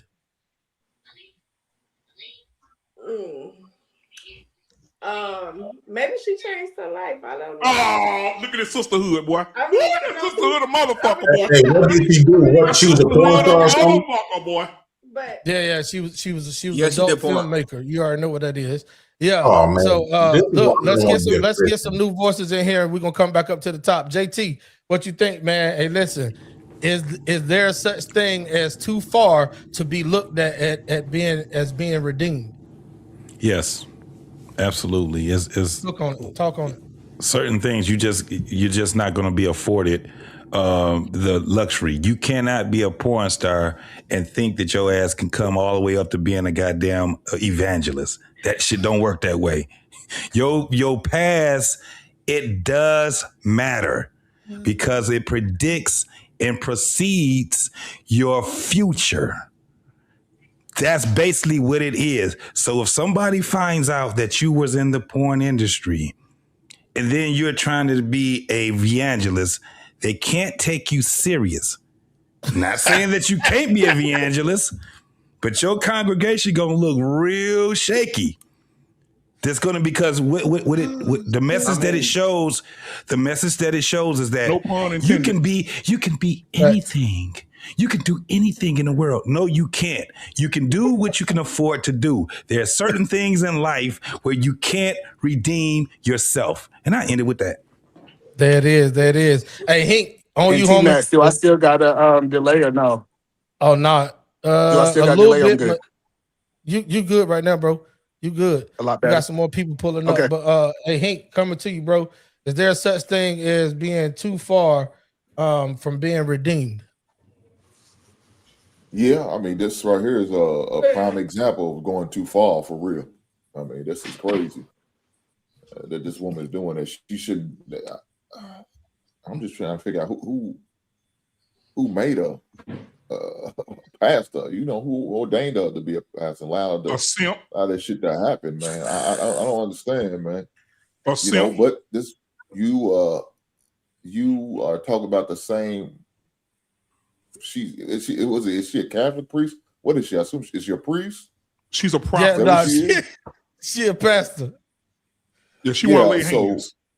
Yeah, I see you. I see you down there. I'm so of course, glad she had you a pulled career up. doing that, so I guess it's fine. Look, I'm not surprised, man. These goddamn church loud gay ass ministers, gay ass choir directors, they suck little boys' dicks. So you know, I'm not surprised by this shit. I mean, you further put your men away from the churches. So this is just another step. That's all it is, man. So shame on them for doing that. I feel bad for when the young girls and young boys want to know her history behind, and she gonna have to tell them that she used to, you know, take it up their ass, you know. Bro, the videos are still up. I had to search. Oh, so. Gotcha. Shout out to the videos. All right, so look, check this out real quick, man. Go ahead on, Miss Lady, and unmute your microphone. I'm coming to you right now. Ladies and gentlemen, y'all do me a favor. Put your hands together and let us know that you're receiving our sister, Chantel Anique, in the building. What's going on with you, sis?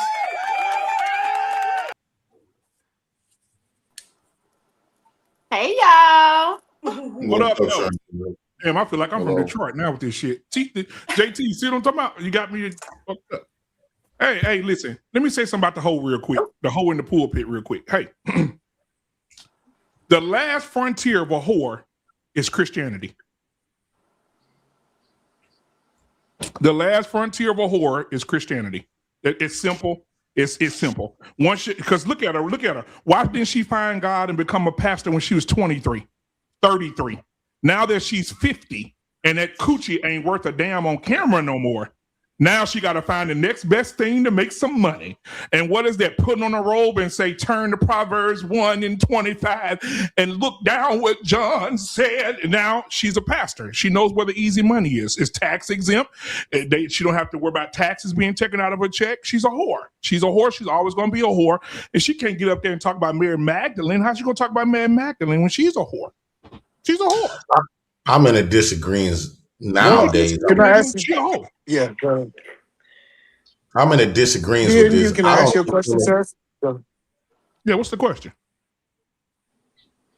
So when I know you're a believer and you follow the Bible. Absolutely. And we start looking at people like Paul, and we start looking at, because when Jesus was picking out his disciples, or he was pitching out the people, he didn't go to the church with the people with the clean background. Now, I think it's not a good look. I do agree with everybody saying it's not a good look. It's going to be really hard for people to receive her for her past. I'm not disagreeing with that. But can we truthfully, honestly say that we read the Bible? Typically, God takes the worst to make them into teachers, in your opinion, BMU. I think God takes the worst. We've seen it in biblical perspective that God takes the worst and makes them leaders. All right. Moses was a womanizer. Noah was a drunk. David was trifling as fuck. So we know that he took bad people. However, if I go to church and a woman is telling me, if you turn to Psalms 23 and she reads that to me, and she gets down, lay down in green pastures, he leadeth me beside still waters, he restoreth my soul. And then I can go to my smartphone and look at a video of her sucking dick while she preaching to me. Somebody has reverb going on right now. Everybody needs to mute. I think somebody got some reverb. Whoever got who I'm muted right now is somebody. So, BMU, let me ask you a question. Yeah. Do you think that women should participate in Christianity? Because it seems like it don't benefit them at all. I don't think Christianity is meant for women. I think that Christianity meant to manipulate women for the man's ego, because it put women, it dehumanized women, because we could be hoes, we could have a lot of women and become pastors, right? But women, a woman can only have one man out of her whole entire life. If she slip up one time, there's no forgiveness for women at all. So it put this unrealistic expectation that's not even human. It's not even nature. And on a woman, and expect her to live up to a fake existence just to secure. Because the only reason why we won't forgive her, that's not God not forgiving her. That's men not forgiving her. We feel for the men that want to wife her, right? We feel like this was my wife and woo out the bam. That's because this is how we was raised. I personally don't think women should sign up for Christianity. They already removed her from the first Trinity, Father, Son, and Holy Ghost. It's supposed to be Father, Son, and Mother. I would say, ladies, I think that y'all should reject Christianity. That's how you're gonna get your freedom. Okay, let me respond. Hey, Charles Cook, if you got a Bluetooth or a car speaker playing it, it's gonna throw it back to the stream, bro. So that's why I think the reverb is coming through your mic. Hey, Jay Prince, we talk about Christianity a lot, but can you tell me, Jay Prince, where is the oldest Bible written on planet Earth? Where is it located? I would say, like in South Sudan, they got the hieroglyphics and pyramids there in Egypt. Ethiopia. I don't think that's the oldest. That's where it's the oldest one on the planet. Google it. No, right? well, that's the white man telling you that's the oldest. No. Biased information. Jay Prince. Next time I go across the water, I'm gonna take you with me so you can see it. They got niggas right now, old 100-year-old men guarding the Bible. It's there. It ain't no white man telling you it's there for you to see. They didn't have books. What? Like they didn't write their story in books. They put their stories in stone. That's what I'm saying. Anytime you trying to say something you can't use a book. I don't want to get off topic, but there's ancient text that's written that is not on stone. Did you hear from the actual people that wrote it, or you heard it from people that's been giving us all our information since we've been on here that's been biased? Like for an example, they told us that blacks slaved us. We didn't hear from those actual Africans. We heard from biased, racist people that allegedly kidnapped us, telling us what people said. And if that would have been you, and somebody's telling your story without you getting a chance to speak for your motherfucking self, you're gonna have a problem with that. Jay Prince, I don't want to have to go to historical school here, but I'm gonna go here just for a second. Listen, have you ever seen the movie Woman King? No. Okay, you should. There's a movie called Woman King. Viola Davis plays the woman who supposedly is the king, right?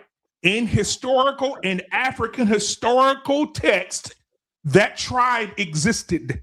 They were Amazonian women who could kill you in the dark, kill you during the day. They were very strategic in how they moved. These women existed. Guess what? Hold on. Guess what? Because this ancient text, they found bones of these women buried with their weapons. Who found them? The niggas. African. This is what I'm saying. You can't substantiate. Hold on. I'm telling you right now. There are black archaeologists. That's why I want to take you down. There are black archaeologists who dig these sites up in Africa, Egypt, and so on and so forth. And they have found these bones of these people buried with their weapons, with their tools, with the stuff that they use, and they niggas. And so what I'm telling you is these women were Amazon. They were some bad bitches. They would kill you, cut your throat. But guess what they did? They were so bad that they will come in on the normal folk. Any men that try to test them or challenge them, they will break them down and they will tie them up, bind them up, and sell them to the Europeans. Now, guess what else? That's slavery, right? The white man, hold on, let me tell you what the white man did. Because I know you're going to like this. The white man said, oh, I got something for you niggas. We ain't buying nothing else from you niggas. Next time we come, we're going to shoot this whole motherfucking squad up and we're going to take everything you got. Guess what they did? And that's what we lost at when you said they sold them to the Europeans. That you inciting that the Europeans existed during that time. And when we talk about the history of black folks, they've been here 7 million plus years, way before so Jay Prince, hold on, Jay Prince, you my brother and I love you. You know I love you. You my brother. You know what I'm saying? White folks came 4,000 years. Them white people added themselves in our history. I'm gonna shut up, Jay Prince. I just want you to send me everything you know so I can read it. I want to read it so me and you can be on the same page. Send me everything you have so I can research it, please. Send it to me. That comment. Okay, I got you. Send it to me, and we'll talk about it. But at the end of the day, I'm going to answer email questions because he asked me a question. This I don't understand. In today's time, if I'm looking at a pastor preach to me, this woman's preaching to me, and I can watch her preach. This is what I'm talking about, Jay Prince. If this woman's preaching the word of God to me, and I can go type in her name on my phone, and the first video come up is her sucking a dick. And I'm looking down at my phone, and she's sucking a dick, and I'm looking at the minister, and she's sucking a dick, and I'm looking up at the minister. She's sucking, and then she bending over and throwing that ass back, and she's saying, God! And I'm looking down on the camera, on the video, she's saying, oh my God. It's just, I don't understand. I can't do it. I can't. What's wrong with that? That's how we all got, see, I would appreciate that. I think the way us people was taught to view sex, we've been, let me say this, BMU. I think the way we taught to put so much shame on sex, especially for women, is unreal. It goes against God. Why would we be okay with, why would we have a problem with that? And we all came here through sex. At the end of the day, we didn't come here from no book. We didn't come here from no preaching. We came here through fucking. So hey, let's get right back to it real quick. JP, let's reel it back in, homie. Chantel, former adult film star Jasmine Casimir, happily married pastor and spiritual leader. What you think about it? Is there such thing as too far to be looked at as redeemed? No. So you can do whatever you want to as long as God called you home. You can stand in front of whomever after you get delivered. I believe you can. Okay, too easy. What you got on that one right there? Go ahead. Go ahead, Eater Man. That means if you that means if you believe in the Bible or not. If you believe that after you give your life to Christ, you become a new creature, the answer to that question is yes. If you don't believe in the biblical tips and you think that they still the same creature, then the answer is no. So I'm not saying either person is wrong. I'm just saying either we're going to believe what the Bible say or we're not going to believe what the Bible say.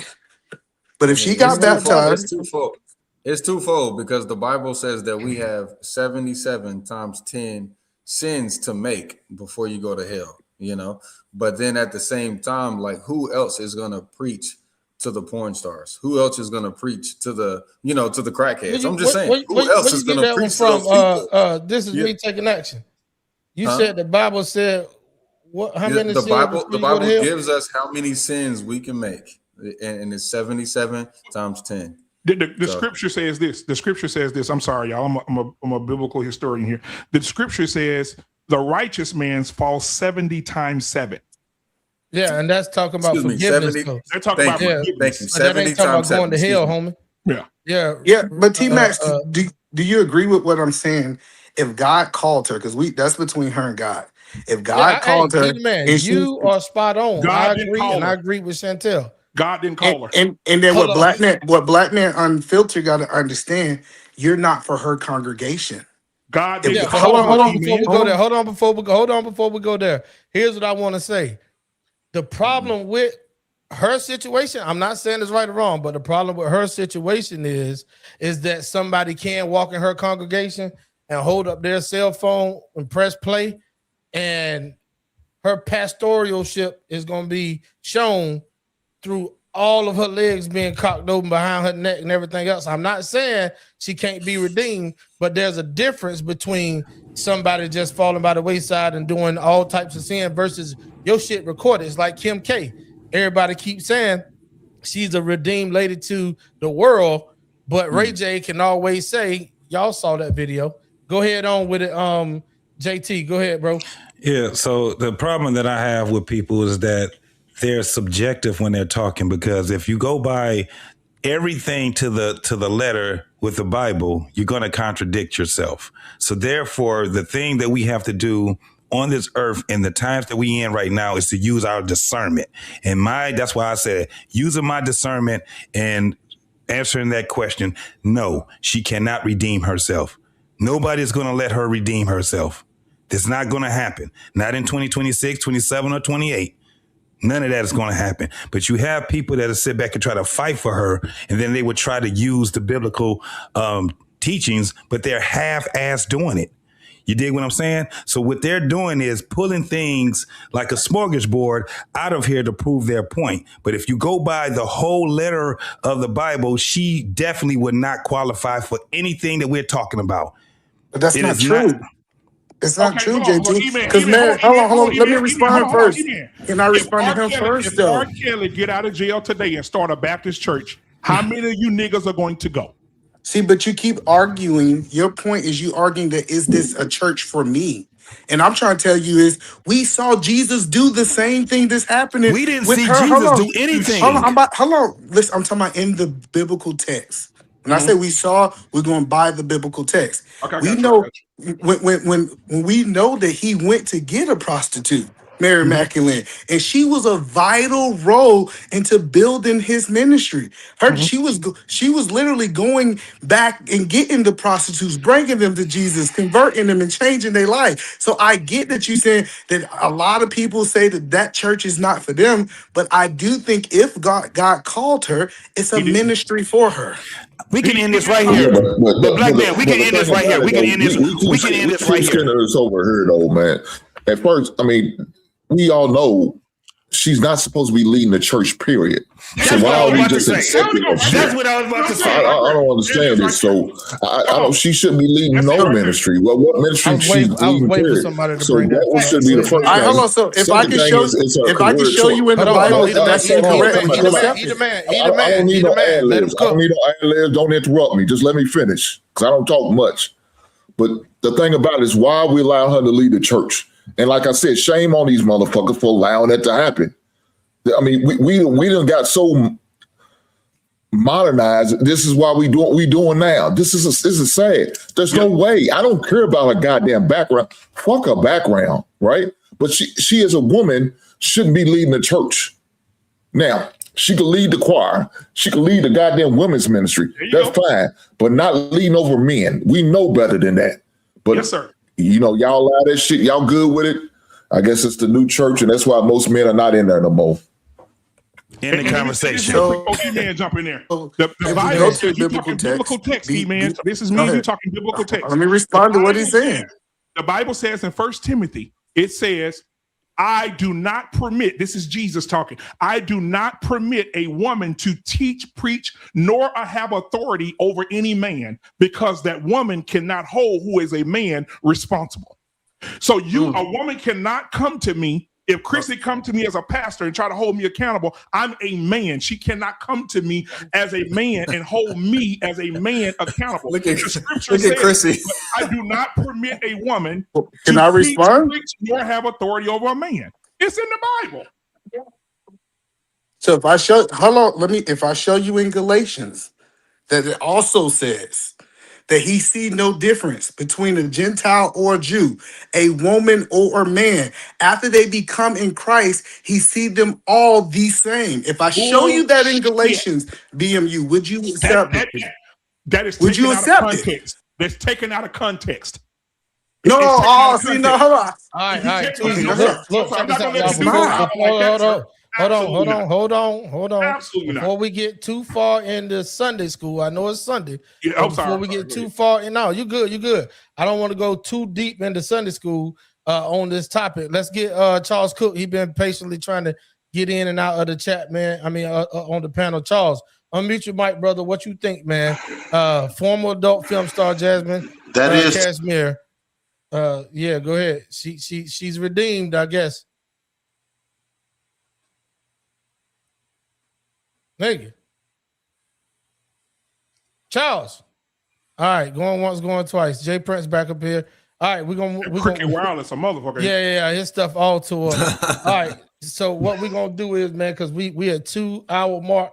I want to go ahead on and move rapidly to the main topic, but we got one more before we get into the main topic. So listen, you guys, please like, comment, subscribe. Make sure Black Man Unfiltered Network gets his just shout out. You had a couple people subscribe to you as new members over there, man. Yeah, I saw it, man. Shout out to Charles Cook, man. I appreciate your brother for becoming a member, a little cousin, man, over there. So I appreciate you, my brother. Yeah, for sure. Yeah, I appreciate that, man. Hey, we're gonna get listen, y'all. We're gonna get T-Max there too. Anybody watching over on my channel right now? How many people watching over there? 40, probably 40, 47. We got 97 watching us right now on Okay, all, absolutely. all So, guys, if you're watching right now, I need you guys to support the T-Max Network and hit the like, subscribe, share this with 2 people you like, 1 person you don't. Why? Because we want to piss somebody off today. So go ahead and do that now. Hit the like button, hit the subscribe button, and let's get this man to 1,000 subscribers by the end of the week. Yes, sir. I appreciate that, BMU. All right, man. We got a video that we're gonna watch real quick when it comes down to these team takeovers. I know we talked about this last week, fellas, JT and BMU and Jay Prince, but we're gonna talk about it one more again. I want to see what the ladies and the rest of the panel got to talk about. Let's take a look at this video from downtown Greenville Saturday. It shows a large group of teenagers fighting and running. It happened after a post on social media called for teens to meet at Subdogs for a teen takeover. Ernest Norfleet works in Greenville and saw it all happen in person. I'm like, these teenagers need to be at home with their parents. They don't need to be out here like this running around. I do think it's bad for the business community. It's bad for downtown when businesses are just closing because groups, a group of people wants to come down here and fight and cause chaos. If you're a teen and you're thinking about joining, Wooten gives this warning. Just know that if you are engaged in criminal activity, we are going to make an arrest or take some action. And Wooten said police made 6 arrests downtown Saturday and 2 of them were teenagers. Wooten estimates around 200 teens took part in the takeover and extra officers had to be called in. Tonight, dramatic new video of Chicago police pinning people down and struggling to quell massive Memorial Day crowds. Police say 53 people were arrested and nearby 3 teens were shot. This 24 hours after investigators say an 18-year-old plowed his car into a crowd of 5 officers, all now in fair condition. The teen charged with attempted murder. Okay, so there's a new TikTok trend. Takeovers, going into restaurants, trashing places, meeting up, driving crazy. Listen, that's not going to work in Polk County.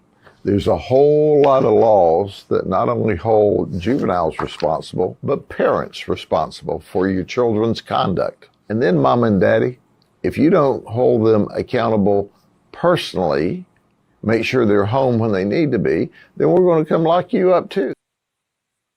Yeah. All right. Hey, look, we're going right straight to the ladies. They talking about mamas and daddies, but we do know a lot of them out there running around is from one dynamic in the household. So we're gonna pop over. Chrissy and Chantel, do you think it's okay for parents to be held accountable for their teens' behavior? Go ahead. Absolutely. No. Absolutely. Because it should have started in the house. Them kids shouldn't even think, oh yeah, that's a bright idea. No. Absolutely. They need to be held accountable. Chrissy True Blue, what you think? Yeah, the parents most definitely got to be held accountable because at the end of the day, where the hell is your kids at? How you don't know where your children are? And then All half right. of the time they drop their kids off to the damn place. I see you, Jay. Hey, look, check this out. Jay Prince had a real good point last week over on Black Man Unfiltered when he brought up the fact that, and I'm gonna let him cook on it here just shortly. He brought up the fact that you letting all the baby mamas go. I mean, the single mamas go first. Is that what we're doing? Shout out to all the single mamas. Shout out to you, JP. Shout out to you. He talking about, look, y'all, he talking about Jay Prince. He talking about that nigga crazy. Hey, you stupid. Hey, look. Hey, look. Jay Prince. I'm gonna take that shit about you, Jay, but hold on, I'm gonna let you speak. Hey, y'all can't be mad. He went up $100. Yeah, I know. And then before you go, Jay Prince, Chantel, there's some my son back here. My son said, "Who's that pretty lady up there with the glass on?" She giving my son. He's 19. He's just a horny little bulldog. But he was looking at the screen. He said, "Who is that Chantel lady with the blonde hair and the glass with a nose pierce? She giving Solange vibes." Okay, Solange vibe in the Let's building. get. Hey, But look, take your shot, King. Take your shot, King. Hey, 27 and 19. Okay. No, hey, take your shot, King. Take your shot. All right, so look, Chrissy and Chantel.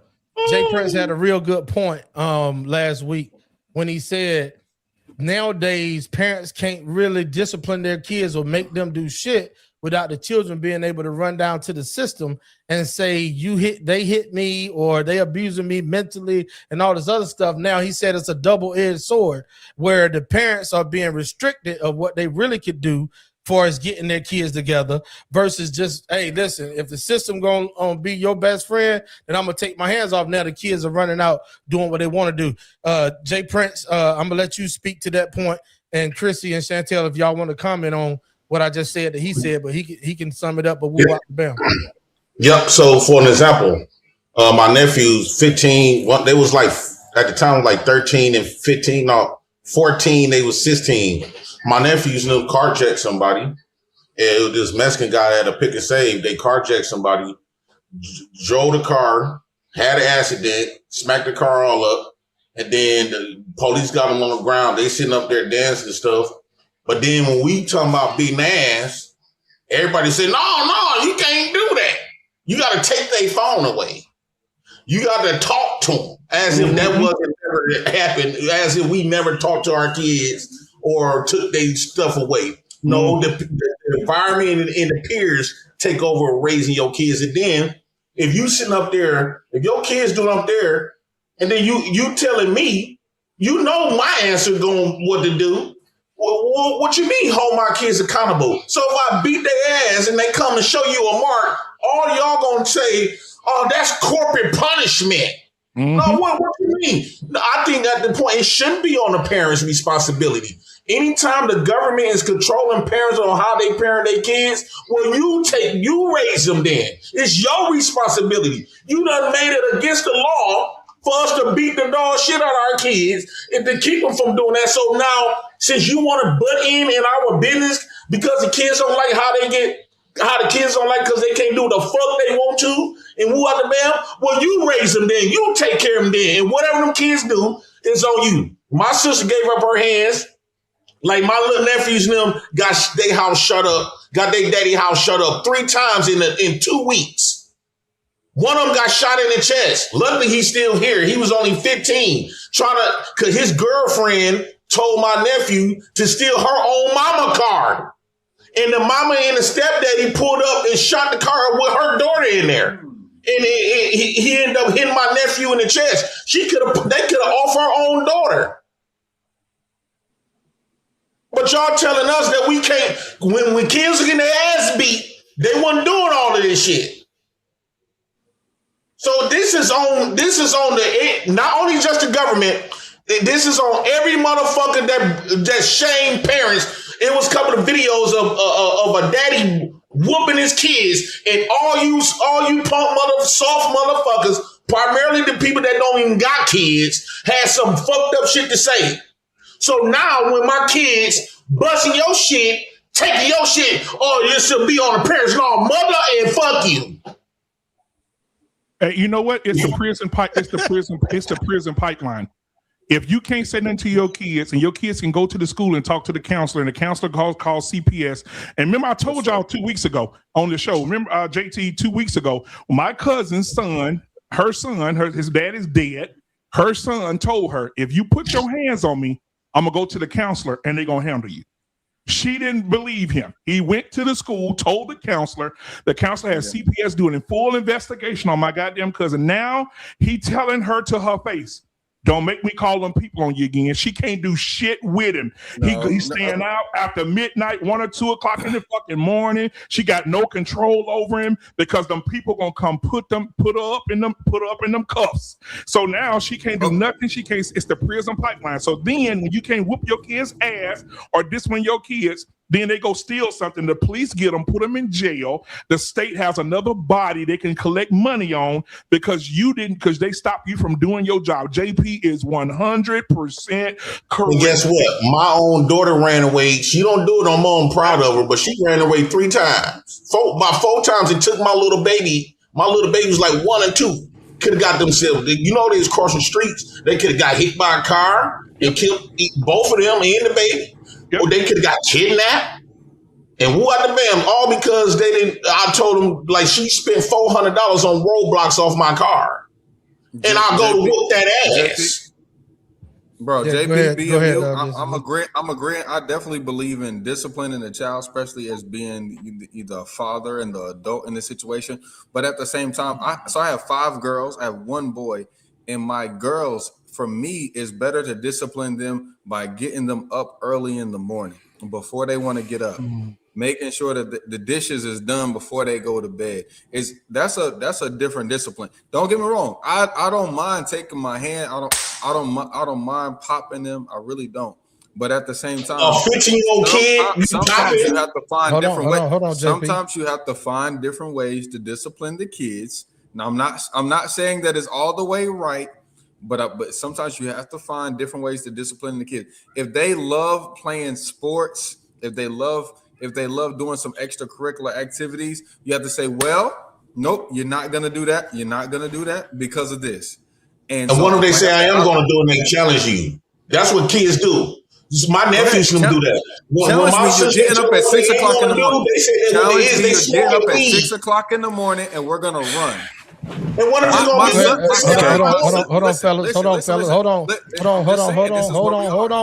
Hold on. Can you hear Chantel? Go ahead.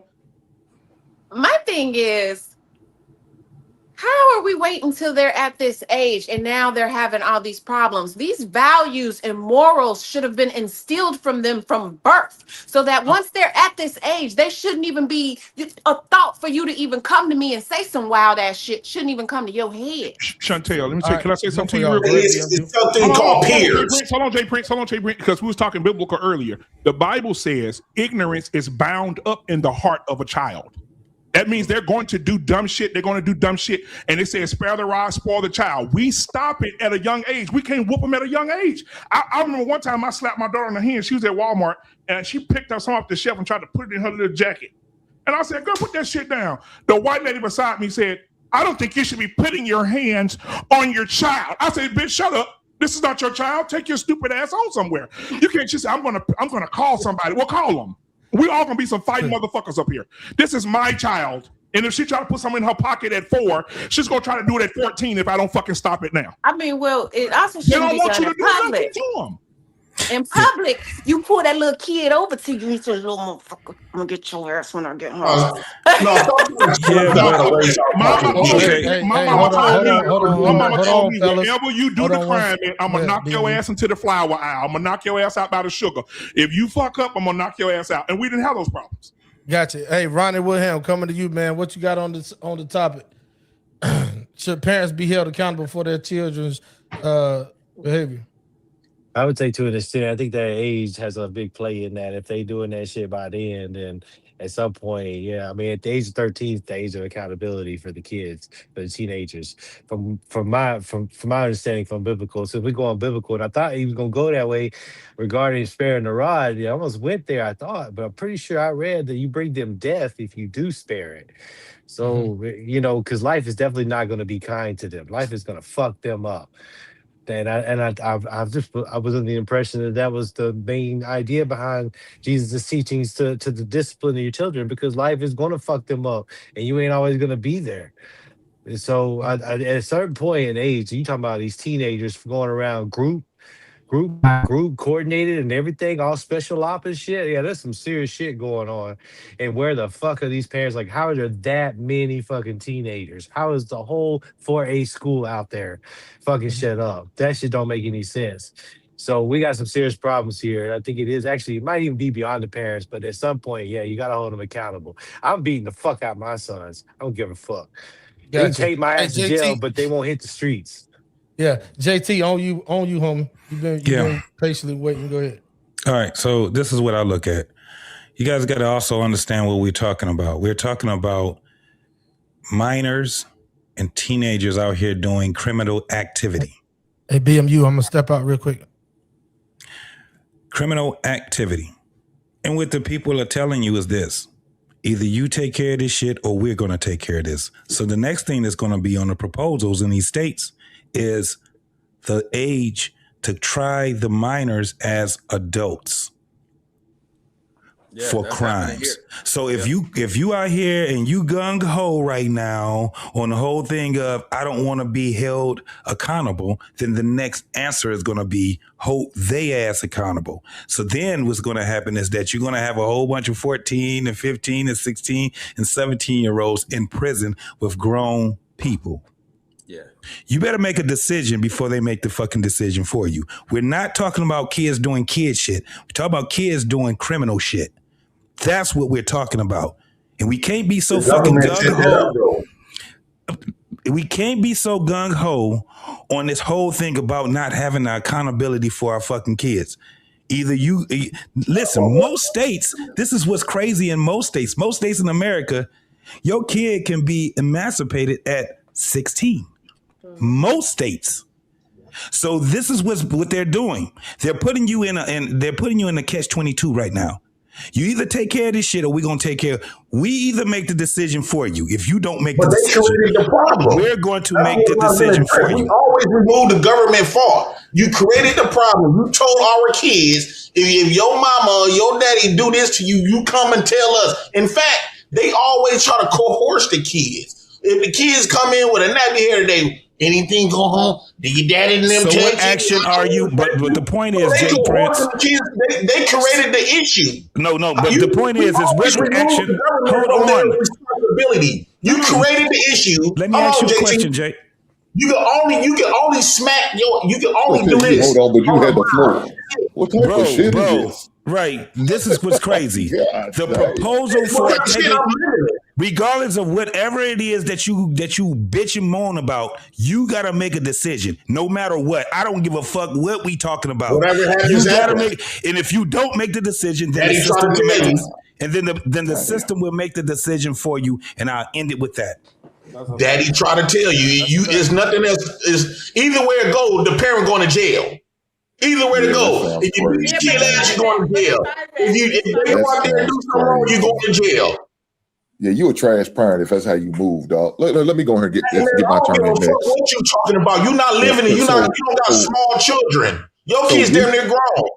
So weak men will make excuses like that. Weak mothers will make excuses like that. Yeah, I think the parents. I think the parents should be responsible. They should be, because they had 15 years to get them in order. For some reason, you couldn't get them in order. Then it shows you your lack of parenting skills. There we go. That shows what do you do lack to of get them in parenting order? skills. And I'm not JP. I'm not dealing with your ad libs, dog. Stand down. What do you do to get them in order? So they listen to you. Hold, Jay. I'm like this. Whatever happens out there at that meetup, fuck them kids. If them kids get killed, let them die.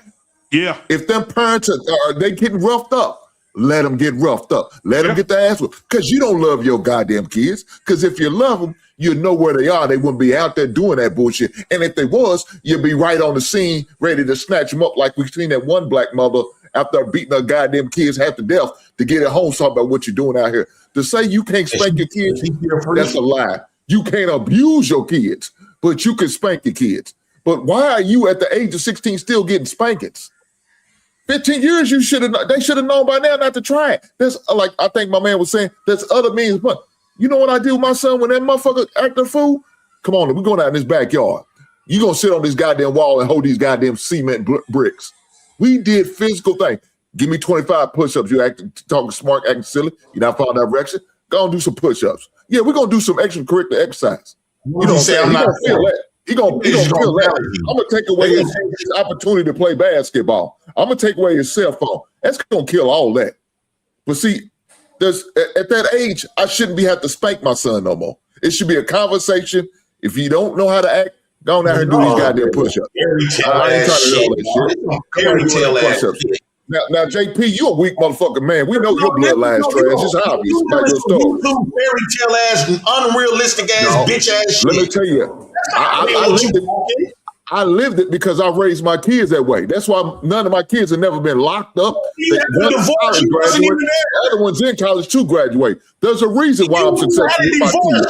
Early, you wasn't even there. What does the divorce got to do? I had custody of my son. Because you weren't in the house. No, I don't have to be in the house. My son lives with me. Bro, so that's fair. My son lives with me. So that's never been an issue. My son lives with me. There's never been an issue. I know who my kids are. I know how many kids I got. I ain't got to worry about baby mamas in the state of Texas. I ain't got to worry about baby mamas in the state of Mississippi. I ain't got 3 if possible. I got 2 kids, plus I got bonus kids with my wife. So all kids my kids are in college, I take care of their business. We don't play around here. You need to worry about what you got going on over your house. Mine's is good, dog. I promise you that. And you know what we didn't do? Let me tell you this. At the age of 15, JP, stand down, dog. You got some. Hey, JP, you got something going on in the background. JP, let him finish because can't nobody understand nothing until he get his shit off. Then you got next. Go ahead, Hank. All right, thank you. So what we didn't do, we didn't have to worry about our kids getting a call from the police talking about your kids out here at this occupying in these streets. No, we didn't have that problem. And we still don't have that problem. You know why? Because we did what we had to do prior to. And when we had to address certain things, we addressed it. There's all type of ways to address it. It don't always have to be belt to ass. Sometimes a conversation. I just look at my daughter, she straightened up. Now my son, he was a little different. Did he get whooped the ass from all the way up to he got to the 6th grade? Yeah. But then I turned over and did a new leaf. I didn't have to spank it no more. That's when that other punishment come in. Like I said, wall sits with cement blocks. Hold these goddamn books. Every little thing I needed to do to go to get my point across. Taking his phone away. Putting him on punishment. Oh, coach, he can't play tonight. I don't give a shit how important the game. He's not playing because he didn't take care of his business at home. We don't play that. Now, what anybody else does, that's on you. I wish you the best, but yes, the parents should be locked up. The parents should be fined. The parents should be held responsible because that's the only way it's going to happen. All right, now let me say this real quick about Hank. Go ahead, Bill. I can attest to what Hank is saying because Hank came to Dallas and broke bread with me, man. We didn't sat down and had dinner, man. Hank is whatever he's saying right now. I've seen Hank in person. We broke bread together, man. Hank is not lying to you. And I remember the times where me and Hank been knowing each other for years. I remember times where Hank said he went and worked somewhere just so his kids could do the AAU. Remember that, Hank? Where he had to, when you work so many hours and those hours go toward paying for your kids' AAU. Like, so Hank is about his business as a father, and I've been knowing Hank for years, so I can attest that he is a great father and he's a good husband as well, man. So I know that, man. So I'm gonna test for him too, Prince. He on his shit. Well, all that stuff is bullshit. Like, that means if you got the answers to raising kids, you should be a zillionaire. That's one. First off, parents is never giving no fucking books on raising no kids. There, even if that was the case, the system that give y'all education should be able to control these kids, but they can't. They done try to talk to. We all done try. Like parents not talking to their kids. Ain't no motherfucking parent raising their kids to go out there and do fucked up shit. And most parents gonna beat their kids' ass from a certain time. But if you got the system in your fucking face and telling you what you can and can't do, motherfuckers' parents gonna say, well, fuck it. Right? And so a lot of times these kids is telling the parents what to do. Why? Because the most parents is afraid to go above and beyond and put belt to ass and have to deal with them people. A lot of times what these people not telling you, yeah, you can look at your kids a certain way, but that don't mean they not going to continue to do shit. And most times kids don't do shit in front of their parents any motherfucking way. It's when they go to school. It's when they outside. After a kid turns a certain age, the environment take over in raising your kids. The village take over in their peers. So if your kid was brought up in a mama and daddy facility, in a mama and daddy facility, but their whole environment is single mammy community, bro, they gonna go off what they see in they real, because peer pressure is a motherfucker. We got a lot of examples. I hate when motherfuckers come up here to talking all this bitch ass shit. And motherfucker, you ain't raised your motherfucking kids no motherfucking full time. You don't know what the fuck you talking about. I got my nephews were up pissed on you. They up there on their mama. What the fuck is you talking about? Ain't no motherfucker raise their kids to do that weak ass shit. Y'all come up.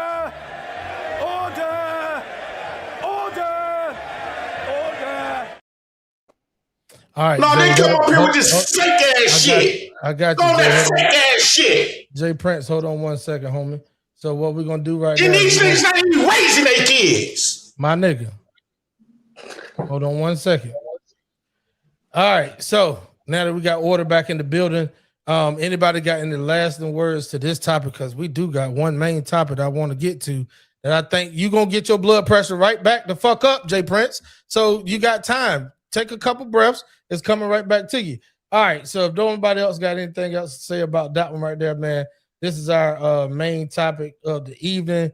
Ladies and gentlemen, once again, if you're over on Black Man Unfiltered Podcast or Network, please hit the subscribe button, like, comment, share the live. If you're over here in the first time, man, I'm grateful and I appreciate you guys for being over here tonight. Hit the like and the comment. Always comment and subscribe. Thank you so much. All right, here's the last topic of the night, and we're gonna move right along. Let me see. Can I pull it up? Actually, I got, let me see. While you pulling that up, Chrissy and Chantel, y'all are welcome to join T Max on Tuesdays, man. If y'all available, y'all come over and cook with us on Tuesdays. Okay. That'd be amazing to have y'all perspective. Y'all hanging right on in there.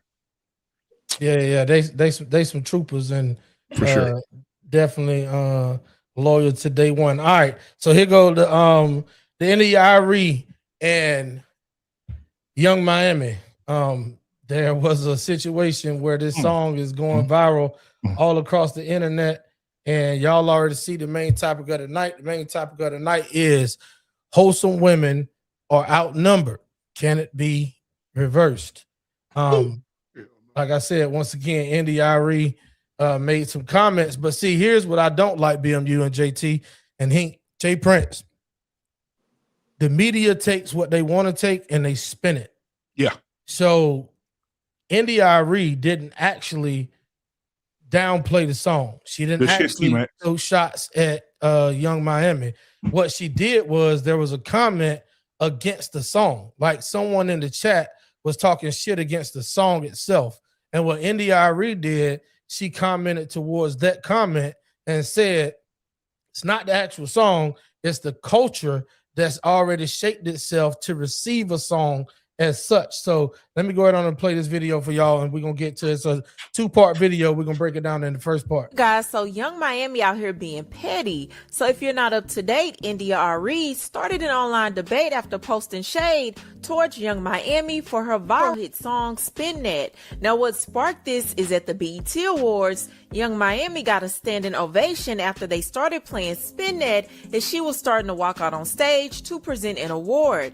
Now mind you, this song has also been crowned the song of the summer. And this is a huge boost for Young Miami's career because this song has reached number 25 on the Billboard charts. But Arie was not here for it at all. After the BET Awards, she posted on Twitter, "The mass acceptance of this song itself is a crystal clear sign of a bigger problem. I finally realized that not everybody wants to get free, and it was a very rude awakening." And someone else said, "I'm calling for a boycott of Young Miami's song Spin That. I believe it's degrading to our culture. At some point, we have to take seriously the power music has over our perception and the value it reinforces. This can't be the song of the summer." And India added, "I spent my entire adult life caring way too much because I finally learned that not everybody cares with the capital C, and explaining it to them is not going to make them care.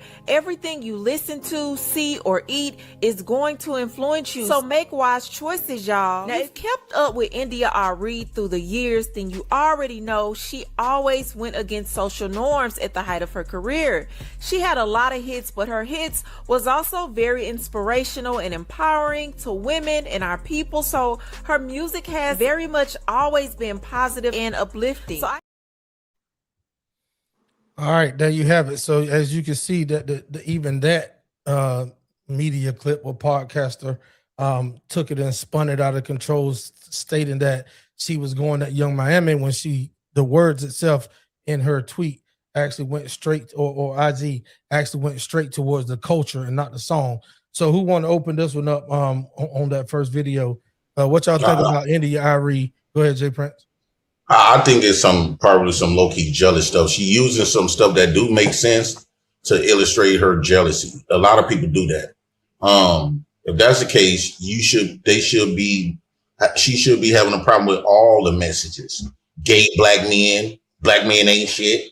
Playing in these movies, Tyler Perry punk ass movies. Like it's you specifically targeting a young MA because she looked better than you. You was the prize star because she coming in looking better than you and got a hit song and you feel intimidated. I hate when they use real examples because the stuff what she said makes sense, but you can but hold on, at the end of JP, I have to correct something you said. She didn't go at the song, bro. She didn't. She going at the culture. She only hold on before you say something. Let me let you know what happened. It's right there what I just played. What she did was somebody else was going at the song itself, saying how it was what they call it low vibrational music, right? Which they're the person that you're talking about. They should have been going after all the other songs, all the other movies, Tyler Perry, everybody else. What Arie did was come in and tell that person the song, yes, it's one thing. Do I agree with it? No, but it's a song. What she said is deeper than that. It's the culture that is shaped to receive such song. So go ahead, wrap it up. So, that's just our culture. I think just leave it alone. You know, the niggas and the nigglets created their own culture. What is the replacement? I guarantee you the replacement is probably trying to be white and shit and be professional white. We definitely don't want to do that. And then this culture benefit our culture. It brought a lot of money. It brought a lot of attention, deals, opened many doors, and then trying to be white. What do the white sounding people, the black folks that act white? What is that? They don't get no doors open, right? They conform. I love that we get to be ourselves. This is what America created amongst the black race. You put us in an environment, you gave us shit, and we put hot sauce on it and make it taste like chitlins. So this is how the culture look when you put us in an animalistic environment. Gotcha. Okay. Go ahead, BMU. I'll say this about Arie. Arie has been in the music business probably over 25 years. And I will say this. Arie has always empowered black men, black women, love, relationships, black culture, black religion. She has always been about black people. She's always been that. And Young Miami has a hit song right now. right? Spin that, right? I guarantee you that Spin That will not have the longevity of Voyage to India or any album that Arie has ever done. Young Miami will never supersede that, ever. Arie is an amazing singer and writer, and her music will be here 20 years from now, and Spin That will not even be played no more in 20 years. And that's one of the things I say about the music game too. Do you think 40 years from now somebody going to be playing Spin That at a barbecue? Can I ask you a question? They'll still be playing the OJs. They're still gonna be playing. No, they won't. Hey, hold on, Jay Prince, before you say that. Absolutely. Shout out Chicago Rilla in the building, man. What up, Rilla? Go ahead, Jay Pre. Let me ask you a quick question. Yeah. So if that's the culture, it has only received that type of young MIA, right? How did that same culture receive her music? Well, so that's cap. They clearly, if the culture can't be too bad, they received her shit, right? Received who shit? Arie shit. Arie shit is positive. It's the same culture that championed her. No, Arie shit is positive. Argument. No, what I'm saying is Arie shit is positive as shit. What I'm saying to you is, and it's got staying power and it's got longevity. If she's trying to say that our culture is trash and her shit is positive, guess what? If the trash culture would never even accepted her shit, but it seems like they accepted it. So the culture can't be that bad. Well, I'm confused. Gotcha. All right. What I'm saying is, she said, hold on 1 second, y'all. He's just y'all, making another this statement. dead horse in the ground, bro. Like, Jesus I get Christ. It. So your standpoint, JP, in a short statement, right, is you're thinking that Arie is jealous of the current songs, which she's not going that. You're saying that she's jealous of the motion that Young Miami have, or do you know the history of Arie? Go ahead, Jay Prince. Wrap it up. I'm talking about when she's talking about the black culture. This is what a lot of these people do. If she said that the reason why we accept MIA song because the culture is trash, some Anton Daniel shit, right? Did they say? She's saying the black culture is trash. If this is the same culture. If it was so trash, this culture would never receive Arie shit because her shit was positive. So that means it has to be. And if she going platinum, she was that damn big. You just made a good point. Do you hear yourself? Do you hear what you just said though? Hold on. Yeah. You said the culture received Arie. Right. So don't you understand that there was a shift in the culture to where these niggas that's listening to this song don't want to hear shit the Arie got to say. The same way as Felicia Rashad. Matter of fact, hold on before you get to going on the tangent. Let's play the second video. So they made it look like my story was I have harsh words. The concept that anytime a woman says anything, even in the vicinity of another woman, she's being catty and she's fighting. And so now we got this headline about what I supposedly did. Who I was addressing were the people in the comments, explaining to them that the video in question was out of context for the Essence Festival.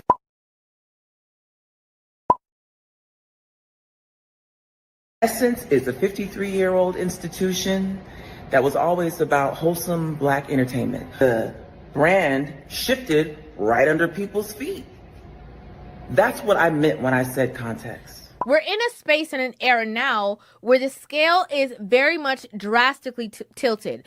Before, even if you had a Little Kim, a Foxy, or whoever, you also had a Lauryn Hill. You also had a Jill Scott. You also had an Arie, right? And so there is not that balance that we see. It's like even the classier girls are trying to be the ratchet girls, right? And so it's very drastic how forward we are with society as a whole, where the women are nowadays, right? And the mindsets that they have. And so just like she was with, the Essence Festival, like kind of like bringing things forth, it's the same way that she's kind of like bringing that same exact conversation again. As a woman, she's bringing the conversation to women, holding women accountable, right? And we've seen it. Okay, Felicia Rashad talked about the way that women dress on the Breakfast Club. They called her pick me. You came up in an era, Miss Rashad, where dignity and grace were everything. So do you ever look at how wild Hollywood is now and you just think to yourself, boy, y'all got it easy. Y'all wouldn't have got away with that in my day. Yeah, I don't even have to look at Hollywood. I could look at the way young ladies dress. No disrespect to Felicia Rashad, but she is a pick-me also. All right, so JP. Hold on, T-Max. I was there that year in Essence. You know, I'm from my home. Working up there? I was there, and India Arie was coming on stage next. You went live with us. He's right. He went live with us. I was there. That's crazy. Megan Thee Stallion was there. Megan Thee Stallion had 6 and 7-year-old girls on stage popping their fucking pussies and ass in front of older people. The Essence Festival, I'm from there. The Essence Festival has always been a wholesome family event. And you had 7 and 8-year-old girls on stage popping their ass, putting their hand in the crack of their ass, putting their hand on their pussies and shit, popping and rubbing their titties in front of the whole audience of 50 and 40 and 50 and 60-year-old people. That's what India had a problem with. India had a problem. She was like, I don't even want to perform after this. There's some bullshit. Why are we got little girls up here popping their ass and Megan Thee Stallion right there with them, dropping that shit on the floor? Bro, it was horrible to see those little girls. She was like, come on stage, inviting all the little girls up there. Come on stage, come on stage. What the fuck? People start leaving. JT, I was there. I went live. JT saw it. I went live. People start leaving in masses when they saw them little girls up on stage twerking their ass with Megan Thee Stallion. Well, I do disagree with the little girls dancing like that. But it do sound like a bunch of old chicks is mad because these young chicks taking over. It's not there even with the boys and the men.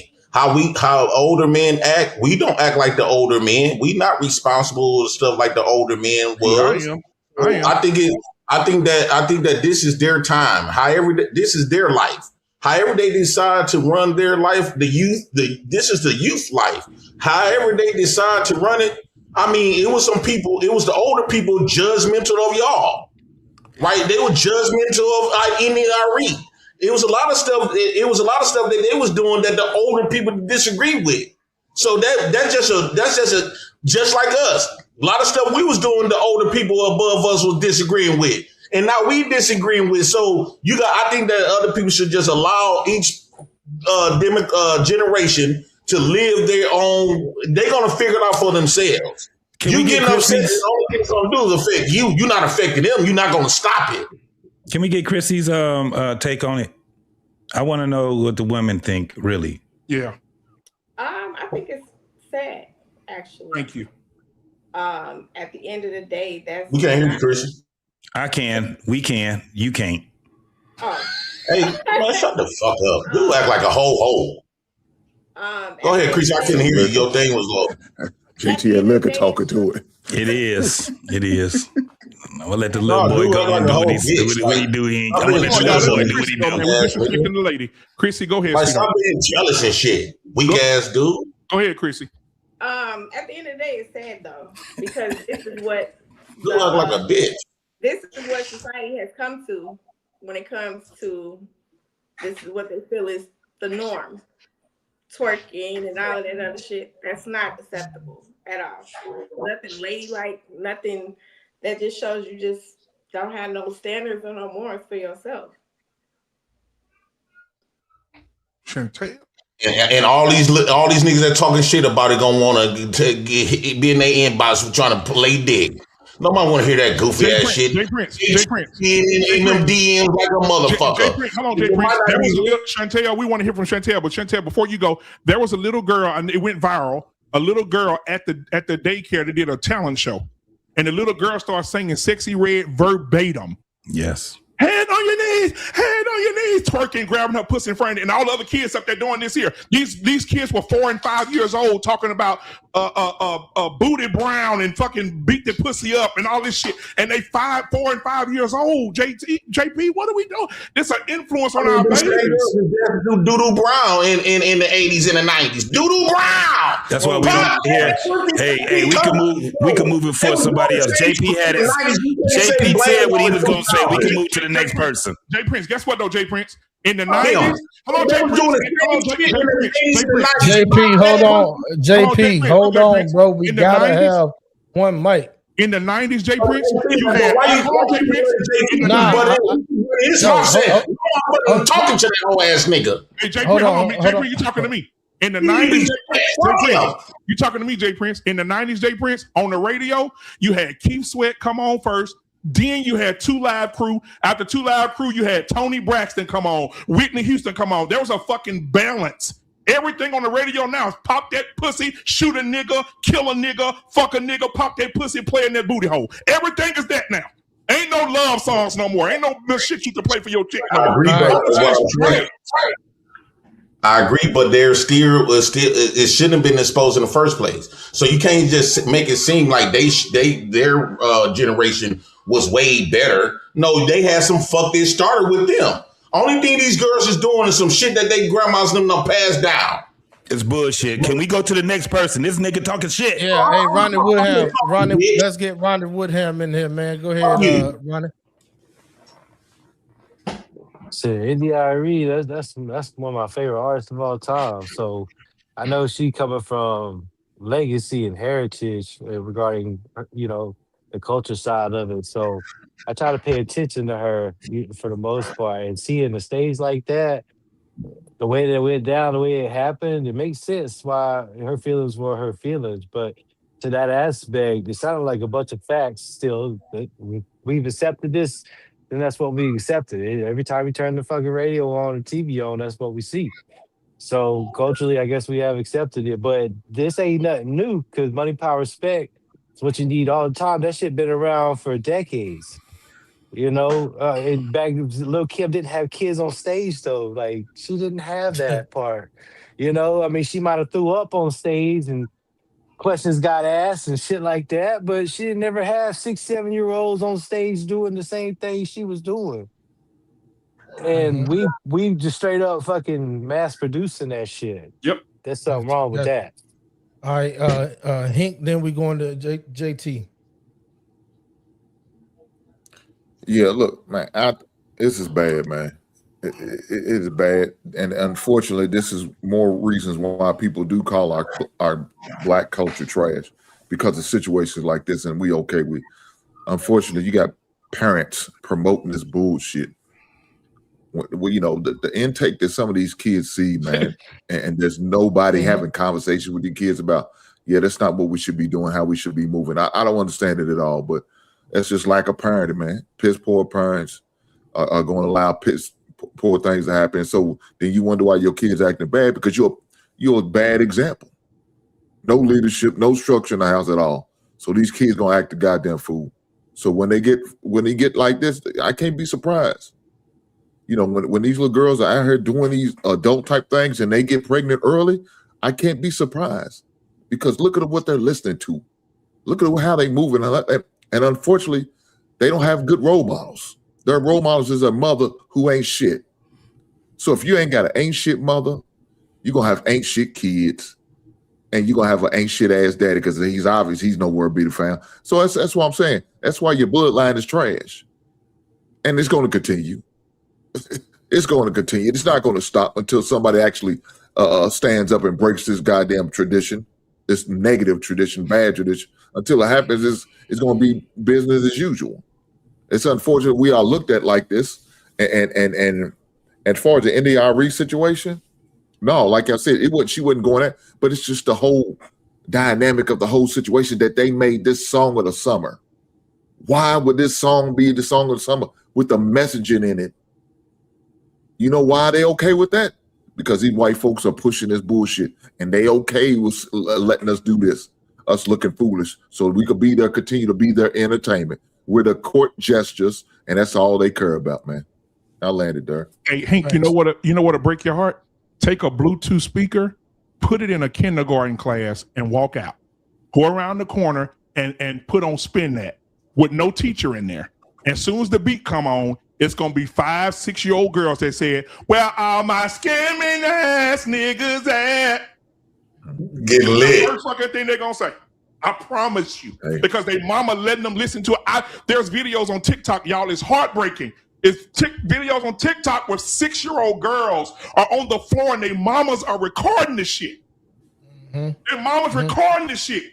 Boy, y'all done got me. Boy, I might got my blood pressure. JT, go ahead on and cook on the homie. I know you've Oh been wanting to touch on. Yeah. All right. So let me start with this right here. Hip hop is not black culture. Hip hop is hip hop culture. Rap is not black culture. Rap is rap culture. My brother Hink, he celebrates rap and hip hop culture a lot. You know what he do? He purchases classics. He gives history. He shows the essence of what real hip hop actually is. And then he moves forward, right? Because he loves hip hop. Same thing with me. Now, what we're dealing with right now, and the reason why I say it's not black culture is because black people don't know shit about rap. They don't know shit about hip hop. They don't know the history of it. They don't know. The only thing they know is what somebody gives them. They have not taken the time out to actually celebrate what black people have started, right?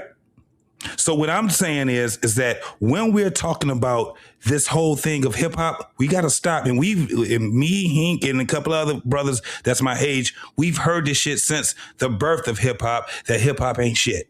They blame every fucking thing in the damn hood on hip hop. We're the ones that say that's not true, right? So when you're talking about this thing that's happening right now, what we're talking about right now is the wash. It's the wash. Because black folks have taken this thing called hip hop and rap, and we turned it into shit. All of the fucking shit that was to empower us, to give us knowledge, to teach us about English and all these other things, we didn't want to hear that shit. We allowed what they were just saying. Those fucking white folks, them damn executives, we allowed them to regurgitate our shit and give it to us and sell it to us. So now what we have is where all my scamming niggas at, right? Where all my boosting bitches at. It's really fucked up the culture of black folks because we taken the low vibration of hip hop and we've conditioned ourselves to just like that. Because the higher part of it, we ain't fucking with it. We don't give a fuck about X-Clan. Don't know. You ask a person that's even 10 years younger than me, who is X-Clan and what was they rapping about? They won't even tell. And I'm talking about 10 years from me. 40 years old, them niggas don't even know who fucking X-Clan is. But they can tell you who Mr. What's his name? Luther Campbell is, 2 Live Crew. Yeah. They can tell you that. So when you had my girl, India Arie, speaking on something, and the only thing she was trying to do, first and foremost, was sell her album that's coming out. The second thing that she was trying to do was respond to someone for the integrity of what they were saying. She was just talking about the integrity.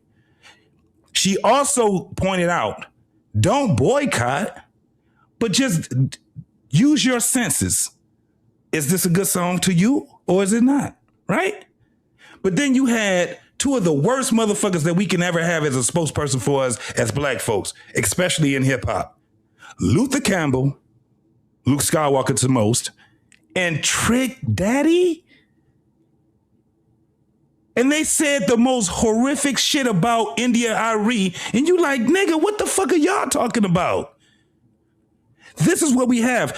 It goes to back what my brother BMU said. This ain't got nothing to do with no motherfucking grown ass people. Give a fuck what grown people listen to. I give a fuck about what grown people are allowing their kids to listen to. They don't even care about their fucking kids enough to say, I'm not going to listen to this shit in the presence of my kids. That's the problem that we have. They have the problem with, because one, they don't believe it. They don't know. The hip hop is not black culture. Sorry, y'all, but it ain't. Hip hop is hip hop culture. So I guess we don't let people steal our culture. I would just say, I'm not finished, goddammit. Hold on, JP. I'm gonna end it with this right here. If we continue to do this shit right here by fighting for the degradation of our fucking people, then fuck y'all. Fuck all this shit.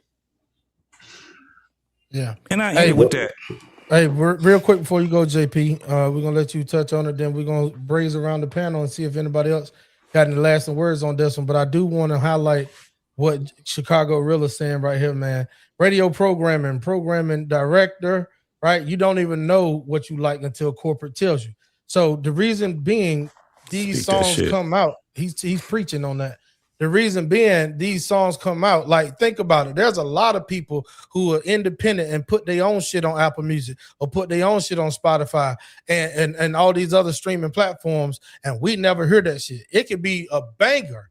We'll never hear that. But what happens is that corporate do push these things through those streaming platforms, and then they take them and put them on the social media platforms. Think about this song right here. Didn't really like the song was hot. But when it took off, for all y'all TikTokers out there that's constantly over there, you know it took off when they made a little motherfucking dance for it, and then they had AI doing it. And guess what? It wasn't the 20-year-old, the 30-year-olds who took it and ran with it. It was us old ass people, 40s and 50s, that start doing the AI dance and doing all the little moves with it. That's when it went from mainstream streaming, social media trend to all over the goddamn world. Because why? Us old people are on young folks' apps doing all the shit that we want to do amongst the young people, but then complain when they got it in their hands from what we did. Did you see Lisa Ray? Did you see Lisa Ray? Yeah, she was out there damn near naked. Scamming ass. She over there just she had on the white see-through stuff. I ain't gonna lie, it looked really good, Lisa Ray. Right. But guess what though? After that, did you just see her apology video? She said she was around a bunch of young kids. They said, Auntie Lisa, will you do this with us? And she said she went back and watched the video and heard the words. She said, oh, hell no. We got to take this down. She said, I didn't know she was talking about scamming niggas. So this is all of this goes back to what I've always been saying. And people keep saying, well, you always saying that. Well, it's happening. If the black men who's supposed to be the leaders of the race, your bitch ass one there. You was too busy fighting for a white man in his structure. You didn't give a fuck about your family. Hold on, this need to be said. Like, this really need to be said. Because y'all would have had, because y'all voice don't matter a word for fuck. Ain't no motherfucker listen to you what you got to say. Nigga, the only motherfucker should be listening to you is them white motherfuckers that you done signed up with to fight for your life for. You didn't fight for us. You didn't fight for the niggas. Bitch, you fought for the white man. So when y'all try to come back and try to overly play daddy now, motherfuckers, they will get the fuck out of here before you get popped in your fucking head. They will shoot you the fuck up trying to come in and try to play daddy. Hey, just because I represent the shit, I am going to mute you on this, boy. I'm sick of you talking this shit right here. Hey, it always be you type of niggas, right? That will not suit the fuck up. So hold on. It's one thing for you to be on a street corner in Milwaukee, right? Doing all that yapping and go home and sleep great at night, right? You don't have to worry about nothing going on, even in the worst neighborhoods that you can find out there in Milwaukee. But when you try to throw shade at me, JT, anybody else, did you say? I know we ain't gonna talk about Ronnie. Jay Prince know about Ronnie, which was on the front line and doing all the shit that me, JT, and them did, right? I don't know if you served or not. Did you serve, bro? All right, too easy. So when you say that, JP, no sir, bro, hey, no doubt, man. Hey, when you say that, JP, I saw all y'all Milwaukee niggas, all y'all Chicago niggas, all y'all South Central LA niggas bitching up and crying when those mortars start coming in and you had to sleep in a fucking bunker and fucking shrapnel bouncing off bouncing off the top of a fucking T-wall or the top of a chew. And now y'all gangster ass Milwaukee niggas don't have nothing. All y'all talk all that shit, but y'all talking, you know when you normally talk it? When y'all in a group of niggas or when you got some switches and you ain't fighting fair, right? So you talk all that fight the white man type war and ain't doing shit, bro. You wouldn't be sitting where you sitting at if it wasn't for 250 years, right, of this goddamn military that you talk shit about. you wouldn't be sitting where you sitting at. And the same niggas you talk shit about is paying your rent. So go ahead. I'm gonna let you respond. Okay, let me read that. No, hold on. Let me respond to that. So, especially when you said that, unless we won't do something, unless we with a group of niggas or we got weapons. Well, that's all y'all in the military.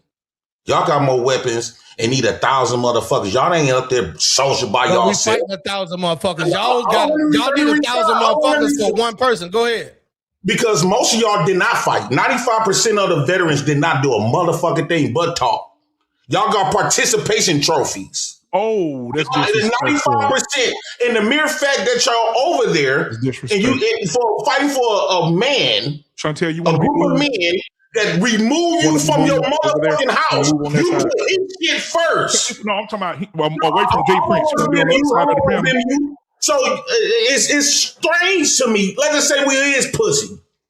It's strange to me you go pay killer for your ops. Nah, nigga, you is pussy. You are a pussy. Hey, hold on. But T-Mac said I can't go. Yeah. Go ahead, JP.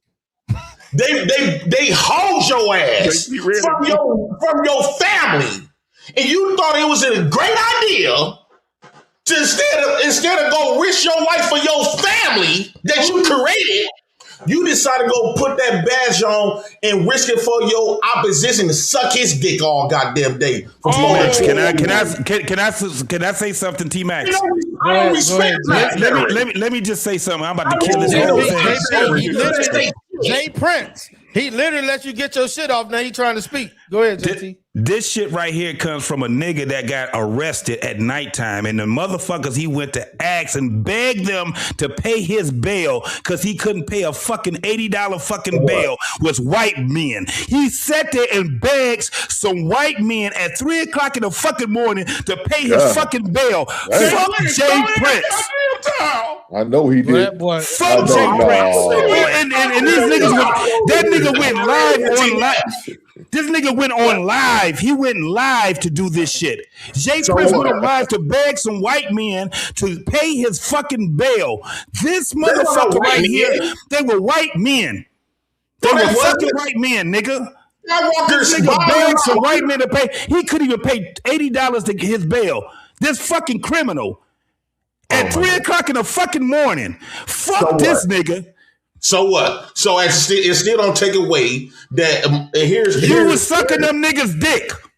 Here's our soldiers that we grew up in. Dick sucker. These are soldiers that protected our black race. Weak ass man, you couldn't pay $80 fucking for your own bill. You don't talk about soldiers, nigga, and think that you can get away with this shit. You fuck nigga. Motherfucker black soldier. And fuck you. No, fuck your weak ass. You had to beg the white man. You had to beg the white man to pay your bail, criminal. You fucking failure. You a failure. The only black protection that the black community Say I had. was lying on that.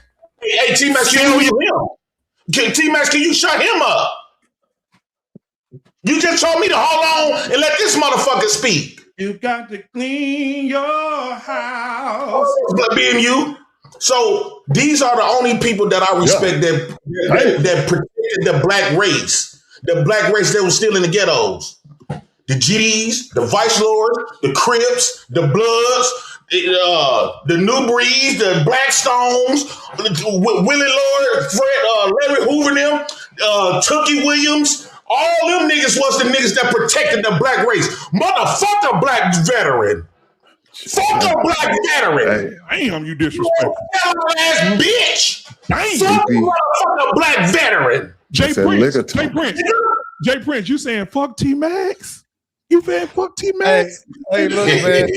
Hey, Jay Prince already know every time we get on camera or mic, it don't matter what the fuck he say. We still gonna be on the up and up. But I'm so glad, JT, you went ahead and did what you just did, man, because he literally conceded when he said, and so what? Everything after that meant nothing to me. All that bullshit he's screaming, he just hollering and hooping and hollering. So T-Max, can I ask go ahead, he was out there shaking that bucket for the white man. No, I want to ask Jay Prince a question. monitor at Unplugged. I want to interview Jay Prince for a second. So Jay Prince. Oh, we had these are enough of yes that or no now. questions. We Please, don't can need no more anybody just give me a JP moment? interviews. JP, Shit. let me ask you a question, JP. Right. So and it does also protect our communities. Is there a video out, JP? Is there a video out, JP, of you begging the Caucasian persuasion to help you get out of a situation? What, that jail stuff? That was Bob and Skywalker now. Was it a white? Were they oppressors? No. And if they was, so what? Don't they finesse? Didn't whites finesse? The whites finesse slaves to build America. Please, Mr. White Man, get me out of jail. I can't finesse them. They finesse us all the time. God, this is They've been crazy. finessing us for 400 years. Listen, you got to admire. They still finessing us. You go to work, and you making pennies on a dollar while they making billions. Okay, so Jay Prince, hold on, I got another question. I got a question for JT and the soldiers. Let me say this real quick. Then go ahead. JP, land your plane, bro. And like the audience is trying to do the same thing. Because it seems like it's okay for the veterans. Hold on. You know the difference, bro. Being They attacked by get veterans. to it and get the fuck out the way. You got run-on sentences. So they been doing that. All right, go ahead. JT done been doing that. All right, you got it. Go ahead. What's that liquor? That liquor Should got have it been sweat talking like a shit. hole. Look at it. Chantel, I see you moved. Hold on, y'all. Let him get his shit out because he gonna get disrespected. Go ahead, JP. Over there now. When it comes to the veterans, right? Y'all did all of this shit for them, and you still was getting called a nigga in there. They were still showing racially biasm in the military. You still was getting shot not only from your ops, especially in Vietnam days. My uncle was telling me because he was in the Marines. He was getting shot from over there from his ops and shot from his own team, which it was the whites. You was still getting treated like a slave. Then you come back and you bragging about you done did something and expect for us to respect you. What created the nigga was the bitch and the black man. When you sit up there, let that white man bitch you out your family and went to that military, wherever you went, it created us niggas. We protected us. Hold on, you talking about the same white man that bitched you out of your family when you went to jail? I got my family. But I'm saying you couldn't take care of them when you was locked up. No, I didn't have my family when I was locked up. Nigga, that just happened. That just happened, T-Max. So that shit just happened. I paid him right there. I got a question. Look how he go to laughing and smiling when you catch him in a Cadillac. Hey, Jay Prince, hold on, Jay Prince. Hold on for a second. I got a question for JT, Ronnie, T-Max. I got JT, Ronnie, and T-Max. I have a question. If you guys were in the war, whatever war you served in, which I appreciate you guys for doing that. Whenever war you went in, if by chance a plane flew over, if the planes flew over while you guys were on the front lines and they dropped Jay Prince down with a gun, what behavior would you see out of Jay Prince at a high intense shootout? Put a bullet in that motherfucker's head. Yeah, I shoot the shit out of Jay Prince. I shoot the shit out of him. Yeah, fuck nigga. Fractionization, I'll be charged with it. Fuck it. Friendly fire. Friendly fire. I'll be. Fuck you. If I see a nigga's parachute, I'm shooting a parachute and him. You shoot me after I get y'all women pregnant. Hey, look. Y'all women know I'm talking that real shit. Yeah. All kids, while y'all sit up there smiling with these fake smiles in front of the white man, the black community was suffering. Yeah, fuck you. I know that's not supposed to be y'all homies. Y'all gonna fight every everybody else. Hey, look, check I don't say you the military veteran, but you complain about child support and remove black men out of homes. Where you was at? You brave, right? You was a big time brave in a white man's army that destroys your family. Hey, Prince, hold on one second. Hey, Prince. Hold on, bro. I don't want to meet you. Don't do none of that. But what I'm saying is, we're trying to move on past that. That was a great segment. Shout out to 250 years of the United States being in operation. Ronnie Woodham, you got that beautiful flag up behind you that Jay Prince. Same army that put us in slavery. Yeah, that Jay Prince can't stand. Right? That looks good behind you, homie. I want Jay Prince to sing the national anthem. This is Butler's at his best. I want This Jay is Prince. American Butler. Jay Prince, I just gave Ronnie. Hold on, bro. For the Special I just Olympics. gave Ronnie the floor. Go ahead, Ronnie. When is it? Next Friday. The Special Olympics need you to sing the national anthem next week. I don't know. United Negro Nation of the White House until the niggas in Republic, in the ghetto, which I stand. One nation. Go on, hit that bottle, piss head. And the niggas from the ghetto. Hit that goddamn bottle. Hey, that's my last now. Hey, Jay Prince, who bought that liquor for you? Who bought that liquor for you, Jay Prince? Huh? Who bought the liquor for you? The slaves. The slaves. The white man. That nigga got All right, Bacardi, Ronnie, go nigga. ahead, bro. We You know got the this floor. nigga can't read or nothing. That nigga got some Bacardi. That nigga couldn't even read the fucking label with his 8th grade education. All right, hey, Ronnie Woodham. Hey, let's respect the brother, man. Go ahead. He Ronnie. thought it said Hennessy. Go ahead, Ronnie. Man. Nah, I mean, I just wanted to actually touch on T-Max had a good point because you find out really, it's hard to say, bro. It really is to the question asked about am I gonna put him on my lineup or not? You find out real quick who's a big G or a little G when rounds start going off. And most of the time, the little G's are hiding over there in the bunkers while we're out making sure the area is secure. So it's hard to say. You know what they say about the loudest one in the room, though. They said it. They said I was the word in my hood. Jay Prince. I'm for the women in my community. You can't get a word in edge while this nigga is on one. Jay Prince, he trying to talk to you, bro. We trying to get a dialogue, I just not want to just say this you to Ronnie talking. and you, T-Mac. T-Mac, I just want to say this to you and Ronnie right quick. While y'all was up there fighting white man's army, guess what? When them black women was getting assaulted, beaten up, or great, guess what? When I got older, I was one of the niggas that they was calling. And guess what? I was part of the Pookies that was coming over there. I'm gonna call my niggas, then woo out the them. No matter we win it, we got over there, win, lose, or draw. But they seen us that we pulled up though. We slid for our women. We slid for our niggas. Hell, we had to slide for ourselves. We didn't have a whole army like you said earlier with guns and stuff. You talking about that's some bitch move where we had to get guns, but what you think of the military? They got all the gear. They got to kill you from oceans away. They got all of these machines. Niggas in the ghetto don't got that. We got things in the building. So you slide for some stranger. You slide for make this make sense though. You slide is for a stranger, but you won't slide for your goddamn nephews. Make that make sense, man. What the fuck is you, bro? You heard what I said.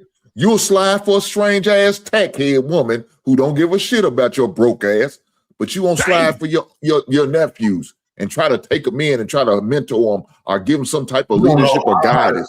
I'll have to explain it to you. I'll just let you continue gossiping. You probably shouldn't, dog.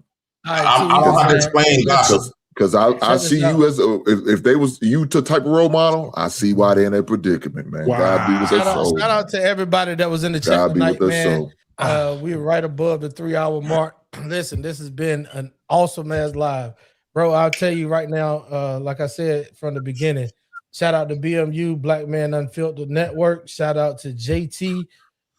Brothers, y'all don't even know how I appreciate y'all helping me get this thing up. Hink always asking from. I got you, Jay Prince. Always come, but he's. I got you. Hink always hit me up on the other social media platforms saying, "Hey, listen, he gonna swing through." Sometimes he say something, sometimes he don't. But brother, I always appreciate you for pulling up and helping us out. Chrissy True Blue and Chantel, man, listen, I sent y'all the invite and told y'all that we was back up this July. And I appreciate y'all for standing true and pulling up. Ronnie Woodham, every Sunday, if this thing hits the live button, you're sitting there. And I appreciate you, my dog. Jay Prince for president. My nigga, shout out to the Black House and United Negro Nation, the United Negro Nation. Yeah. Everybody that come along with them, everybody that's in the chat. If you come over from the getaway recommendations of Jay Prince, JT, Hink, or BMU, we appreciate you. Chicago Rilla, my dog. I've been fucking with you for a long time, bro. And man, I miss seeing you on these platforms. So you can always come up because you had a a balance and a series of logic behind your speaking. So I appreciate you, Doc. Everybody else, hey, listen, it's a lot of y'all, man. I can't shout all of y'all out, but everybody that was over in the chat, man, thank y'all so much. We got 104 still watching, and I think 62 of them dropped off when Jay Prince started hitting the bottle. So with that being said, man, ladies and gentlemen, this has Chantel been, and Chrissy, I want y'all Tuesday. T-Max. I got you. You know, I got you. I got plenty more people. Ronnie Woodham. Absolutely. Ronnie can come too. Bring him with you. Yeah. I ain't mean no harm, y'all. I fuck. I don't got no hatred towards y'all. Oh, nigga. I just don't fuck. I don't fuck with. Hey, Prince, you know we know how you do, bro. You got a disdain for the white man and his system and everything that you eat off of right now. So I don't understand that we know how that participated goes. in something that was used against us. Like, what, bro? I can't rock with that. Yeah, It's not about me being if that would have been a black army and we was going against our ops, bro, I will take honor in some shit like that. You got to pass the ASFAB test first, nigga. Black folks. I don't appreciate that. No, All right, got you. So look, check this out. I did forget my man. This is me taking action, Young Buck. Man, he's gonna be coming over here very soon. He's real busy with his real estate properties and all that. But he's going to be coming over here on T-Max Network and breaking it down how at the age of 35 years old, he have over 60 properties, and he know how to go and get those things at a low cost. And sometimes he don't even acquire the property before the paperwork has sold and for a profit. So that's a great tool that we got underneath our belt. Young man do got 6 kids, so that nigga got to know how to find out to do something. With that being said, man, we shout y'all out. Shows evidence of that, T-Max? Can we show evidence of his problems? No, could he show us evidence with 6 kids? He can, but I wouldn't recommend that he show you because you don't believe in the system. Well, I'm just saying, because people come up here, they are rich. Nah, Jay Prince, show us your house, Jay Prince. The slaves got you. Show us your house. Hey, BMU, this is a prime example. Hold on, let me pull it up. This is a prime example right here. You know what? Let me show you my house. Kids, come out here. What's up, kid? Oh, hell no. Don't do that. Don't do that. Don't do that, man. Here we go. Don't do that shit. Jay Prince, we appreciate you so much, homie. Hey, shout out to the Black House. Shout out to Black Man Unfiltered, Inc. and everybody in the building. This has been another T-Max Network podcast. Content Creators Lounge. We back, y'all. Appreciate y'all. Thank y'all so much. Peace. Father God, I come before you today, head bowed and body bent. T-Max, I'll give it up, give it up, give it up, give it up, give it up. Thank you, brother. Lord, I want to thank you that last night my bed didn't become my cooling board.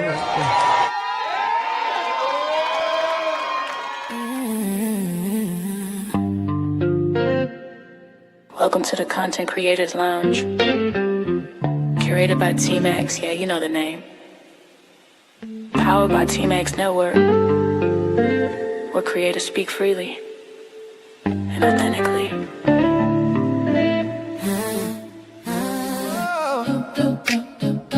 Oh yeah, oh yeah. Yeah. Welcome to the Content Creators Lounge. T-Max set the tone, let your guard come down. Yeah. This ain't surface talk, this real life sound, where truth and timing always come around. Yeah, open mics, open hearts, no filter here. T-Max in the room, voices loud and clear. Yeah. From the culture to the community, lifestyle, dreams to accountability. T-Max says, say it raw, say it proud. Every story matters in this crowd. No scripts, just moments we allow. It's more than content, it's movement now. It's the lounge where creators shine. Yeah, T-Max vibes with perfect timing. From growth to laughs, we intertwine. Not just a show, it's a state of mind. Content Creators Lounge, tap in. Built by T-Max, where real ones win. Every episode, pull you in. Yeah, this an experience, not a trend. T-Max bring the voice voices to one space. Different perspectives, same safe place. Entertainment, growth, and elevation. Real conversations, real-time creation. We talk the wins and the lessons learned. Every mic hot, every story earned. Laugh a little, think a lot. Yeah, every topic hit a spot. If it matter to you, it matter here. T-Max make it clear. Every voice sincere. Say it how you feel. Say it with your chest. This the lounge where creators give their best. This the lounge where creators shine. T-Max energy, front and center. From growth to laughs, we intertwine. Not just a show, state of mind. Content creators lounge. Tap in. T-Max Network, let the convo begin. Every episode.